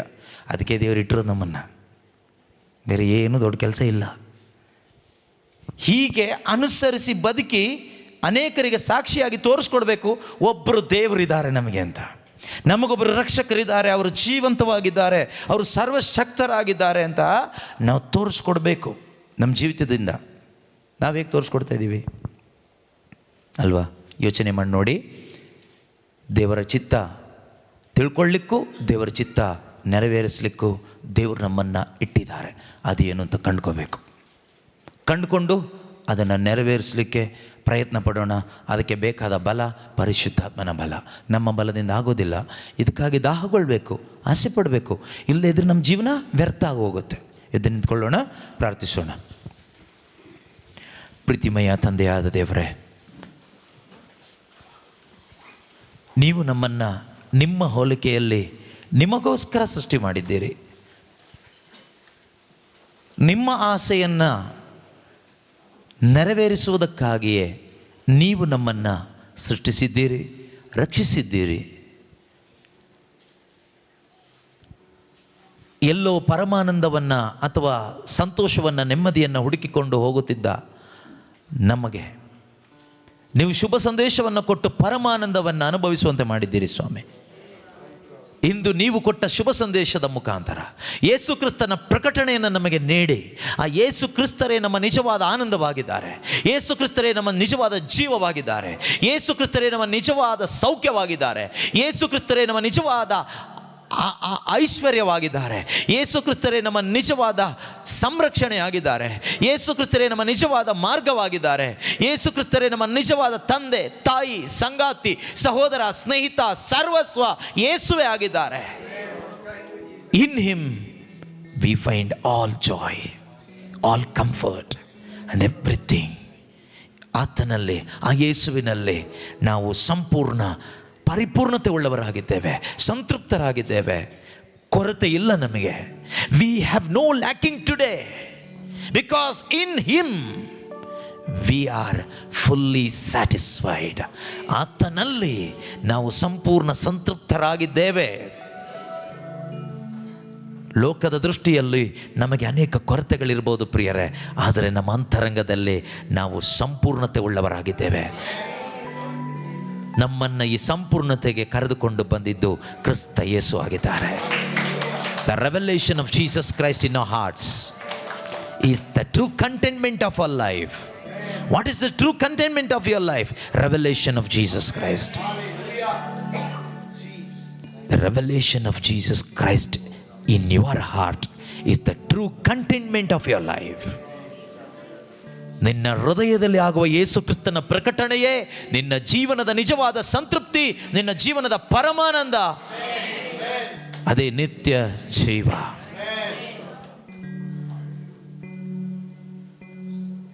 You will find the true purpose of your life only in Christ. Only Christ in you. ನಿನ್ನಲ್ಲಿ ಇರುವ ಅಥವಾ ನಿನ್ನಲ್ಲಿ ಪ್ರಕಟಣೆಗೊಂಡಿರುವ ಕ್ರಿಸ್ತ ಯೇಸುವಿನಲ್ಲಿ ಮಾತ್ರವೇ ನಿನ್ನ ಜೀವಿತದ ನಿಜವಾದ ಅರ್ಥವನ್ನು ಕಂಡುಕೊಳ್ಳಲಿಕ್ಕೆ ಸಾಧ್ಯ. Only in Christ Jesus revealed in your heart you will find the true purpose of your life. Thank you Holy Spirit for revealing Jesus Christ within us. ನಮ್ಮಲ್ಲಿ ಕ್ರಿಸ್ತ ಯೇಸುವನ್ನು ಪ್ರಕಟಪಡಿಸಿಕೊಟ್ಟ ಪರಿಶುದ್ಧಾತ್ಮನೇ ಕೋಟಿ ಕೋಟಿ ಸ್ತೋತ್ರ. Thank you Holy Spirit for revealing Jesus Christ in our hearts. Thank you Jesus. We are satisfied with Jesus Christ. Hallelujah. Thank you Jesus for that great joy you have brought in to hearts. ನಮ್ಮ ಅಂತರಂಗಕ್ಕೆ ನೀವು ತಂದ ಪರಮಾನಂದಕ್ಕಾಗಿ ಸ್ತೋತ್ರ. ನನಗಾಗಿ ಯೇಸು ಹುಟ್ಟಿದ್ದಾರೆ. Jesus Christ has born for me. ನನಗಾಗಿ, ನನ್ನ ರಕ್ಷಣೆಗಾಗಿ, ನನ್ನ ರಕ್ಷಕನಾಗಿ, ನನ್ನ ನಿತ್ಯತೆಗಾಗಿ ಯೇಸು ಹುಟ್ಟಿದ್ದಾರೆ. ನನ್ನಲ್ಲಿ ಯೇಸು ಹುಟ್ಟಿದ್ದಾರೆ. ನಮ್ಮೊಬ್ಬೊಬ್ಬರಲ್ಲಿ ವಿಶ್ವಾಸದ ಮುಖಾಂತರ ಯೇಸು ನಿಮ್ಮಲ್ಲಿ ಹುಟ್ಟಿದ್ದಾರೆ. ನಿಮ್ಮ ವಿಶ್ವಾಸದ ಫಲವಾಗಿ ಯೇಸು ನಿಮ್ಮಲ್ಲಿ ಜೀವಿಸ್ತಾ ಇದ್ದಾರೆ. Believe in your heart. ನಿನ್ನಲ್ಲಿ ಯೇಸು ಜೀವಿಸ್ತಾ ಇದ್ದಾರೆ ಅನ್ನೋದಕ್ಕೆ ಎವಿಡೆನ್ಸ್ ಏನು ಗೊತ್ತಾ? ಪರಮಾನಂದ. ಮತ್ತೆ ಮರಿಯಳು ಆ ಯೇಸುವನ್ನು ಅನುಭವಿಸಿದಾಗ ಅವ್ರು ಹೇಳ್ತಾರೆ, ನನ್ನ ಮನ ಉಲ್ಲಾಸಿಸುತ್ತಿದೆ ನನ್ನ ಮುಕ್ತಿದಾತ ದೇವನಲ್ಲಿ. I am greatly rejoicing in the Lord my saviour. ಯಾಕೆ ಅವ್ರಿಗೆ ಹೇಳಲಿಕ್ಕಾಯಿತು? ಯಾಕೆ ಅಂದರೆ ಅವರ ಉದರದಲ್ಲಿ ಯೇಸುವಿನ ಸಾನ್ನಿಧ್ಯ, ದೇವರ ಸಾನ್ನಿಧ್ಯ ಅನುಭವಿಸಿದರು. ಸುಮ್ಮನೆ ಇರಲಿಕ್ಕಾಗಿಲ್ಲ ಅವರಿಗೆ. ಅವರಲ್ಲಿ ಯೇಸು ಬಂದಾಗ ಅವರಿಗೆ ಸುಮ್ಮನೆ ಇರಲಿಕ್ಕಾಗಿಲ್ಲ. ಮತ್ತೆ ಮರಿಯಳು ಹೊಗಳಿ ಕೊಂಡಾಡಿದರು ದೇವರನ್ನ. ಮಾತ್ರವಲ್ಲ, ಅವ್ರು ಹೇಳ್ತಾರೆ, ಧನ್ಯರು ಎಂದು ಹೊಗಳುವರು ನನ್ನನ್ನು ಇಂದಿನಿಂದ ಸರ್ವ ಜನಾಂಗ. ಯಾಕೆ ಗೊತ್ತಾ? ಯೇಸು ಕ್ರಿಸ್ತನ ಆ ಒಂದು ಪ್ರಕಟಣೆ ಮೊಟ್ಟ ಮೊದಲು ಆಗಿದ್ದು ಮಾತೆ ಮರಿಯಳಿಗೆ. ವರ್ಡ್ ಬಿಕೇಮ್ ಫ್ಲೆಶ್ ಇನ್ ಮದರ್ ಮೇರಿ. ಆದುದರಿಂದಲೇ ಆಕೆ ಹೇಳ್ತಾಳೆ, this day onwards the whole world will call me blessed. Blessed are you among all the women. ಏಕೆಂದರೆ ಸರ್ವಶಕ್ತನು ದೊಡ್ಡ ಕಾರ್ಯವನ್ನು ನನ್ನಲ್ಲಿ ಮಾಡಿದ್ದಾನೆ. ಅದೇನೆಂದರೆ ವಾಕ್ಯ ನನ್ನಲ್ಲಿ ಮಾಂಸ ಧರಿಸಿದೆ. ಅದೇ ವಾಕ್ಯ ನಿನ್ನಲ್ಲಿ ಮಾಂಸ ಧರಿಸುವಾಗ ನೀನು ಕೂಡ ಧನ್ಯನಾಗ್ತೀಯ. ಇಸ್ರಾಯೇಲೇ, ನೀನು ಧನ್ಯ. ನಿನಗೆ ಬೆಳಕು ಬಂದಿದೆ. ಎದ್ದೇಳು, ಪ್ರಕಾಶಿಸು. ಆ ಬೆಳಕೇ ಯೇಸು ಕ್ರಿಸ್ತರು. ಮಾನವರೆಲ್ಲರನ್ನ ಬೆಳಗಿಸಲು ಜಗತ್ತಿಗೆ ಬಂದ ಜಗಜ್ಯೋತಿ ಯೇಸು ನಿನ್ನಲ್ಲಿ ಉದಯಿಸಿದ್ದಾನೆ. ಯೇಸು ನಿನ್ನಲ್ಲಿ ಜೀವಿಸ್ತಾ ಇದ್ದಾರೆ. ಯುಗ ಯುಗಾಂತರಗಳಿಂದಲೂ ತಲತಲಾಂತರಗಳಿಂದಲೂ ನಿಗೂಢವಾಗಿದ್ದ ರಹಸ್ಯ ಏನು ಅಂದರೆ ಯೇಸು ನಿನ್ನಲ್ಲಿ ಜೀವಿಸ್ತಾ ಇದ್ದಾರೆ. Jesus Christ, the hope of glory lives in you. The hope of glory lives inside of your heart. Jesus is living in you. ಆ ಮಹಿಮೆಯ ದೇವರು ನಿನ್ನಲ್ಲಿ ಜೀವಿಸ್ತಾ ಇದ್ದಾರೆ. ನೀನು ಧನ್ಯನು. ಮಾನವರಲ್ಲೆಲ್ಲ ಧನ್ಯನು ನೀನು. ಈ ಲೋಕದಲ್ಲಿ ನೀನು ಧನ್ಯನಾಗಿದ್ದೀಯಾ, ನೀನು ಧನ್ಯಳಾಗಿದ್ದೀಯಾ. ಯಾವ ಕಾರಣಕ್ಕಾಗಿ? Because of Jesus Christ. Yesu ನಿನ್ನಲ್ಲಿ ಇರುವುದರಿಂದ ನೀನು ಧನ್ಯನಾಗಿದ್ದೀಯಾ, ನೀನು ಧನ್ಯಳಾಗಿದ್ದೀಯಾ, ಬೇರೆ ಯಾವ ಕಾರಣಕ್ಕೂ ಅಲ್ಲ. The word is in you. The word is in you now. ವಾಕ್ಯ ನಿನ್ನ ಒಳಗಡೆ ಇದೆ. ಶುಭ ಸಂದೇಶ ನಿನ್ನ ಒಳಗಡೆ ಇದೆ. The gospel has revealed Christ in you. ಸಾರಲ್ಪಟ್ಟ ಶುಭ ಸಂದೇಶ ಕ್ರಿಸ್ತನು ನಿನ್ನಲ್ಲಿ ಪ್ರಕಟವಾಗುವಂತೆ ಮಾಡಿದೆ. ದೇವರ ವಾಕ್ಯ ಜೀವಂತವಾದದ್ದು, ಕ್ರಿಯಾತ್ಮಕವಾದದ್ದು. ಸಾರಲ್ಪಟ್ಟ ಶುಭ ಸಂದೇಶ ಜೀವಂತವಾದದ್ದು, ಕ್ರಿಯಾತ್ಮಕವಾದದ್ದು. ಅದು ನಿನ್ನಲ್ಲಿ ಕ್ರಿಯೆ ಮಾಡಿದೆ, ಅದು ನಿನ್ನಲ್ಲಿ ಜೀವ ಉಂಟು ಮಾಡಿದೆ. ದೇವರ ವಾಕ್ಯ ನಿನ್ನಲ್ಲಿ ಜೀವ ಉಂಟು ಮಾಡಿದೆ. ಆ ಜೀವವೇ ಮಾನವ ಜನಾಂಗದ ಜ್ಯೋತಿಯಾದ ಪ್ರಭು ಯೇಸು ಕ್ರಿಸ್ತರು. ಪರಿಶುದ್ಧನೇ, ಪರಮ ಪರಿಶುದ್ಧನೇ, ಸ್ತೋತ್ರ ಸ್ತೋತ್ರ ಸ್ತೋತ್ರ. ಸೃಷ್ಟಿಗಿಂತ ಮೊದಲೇ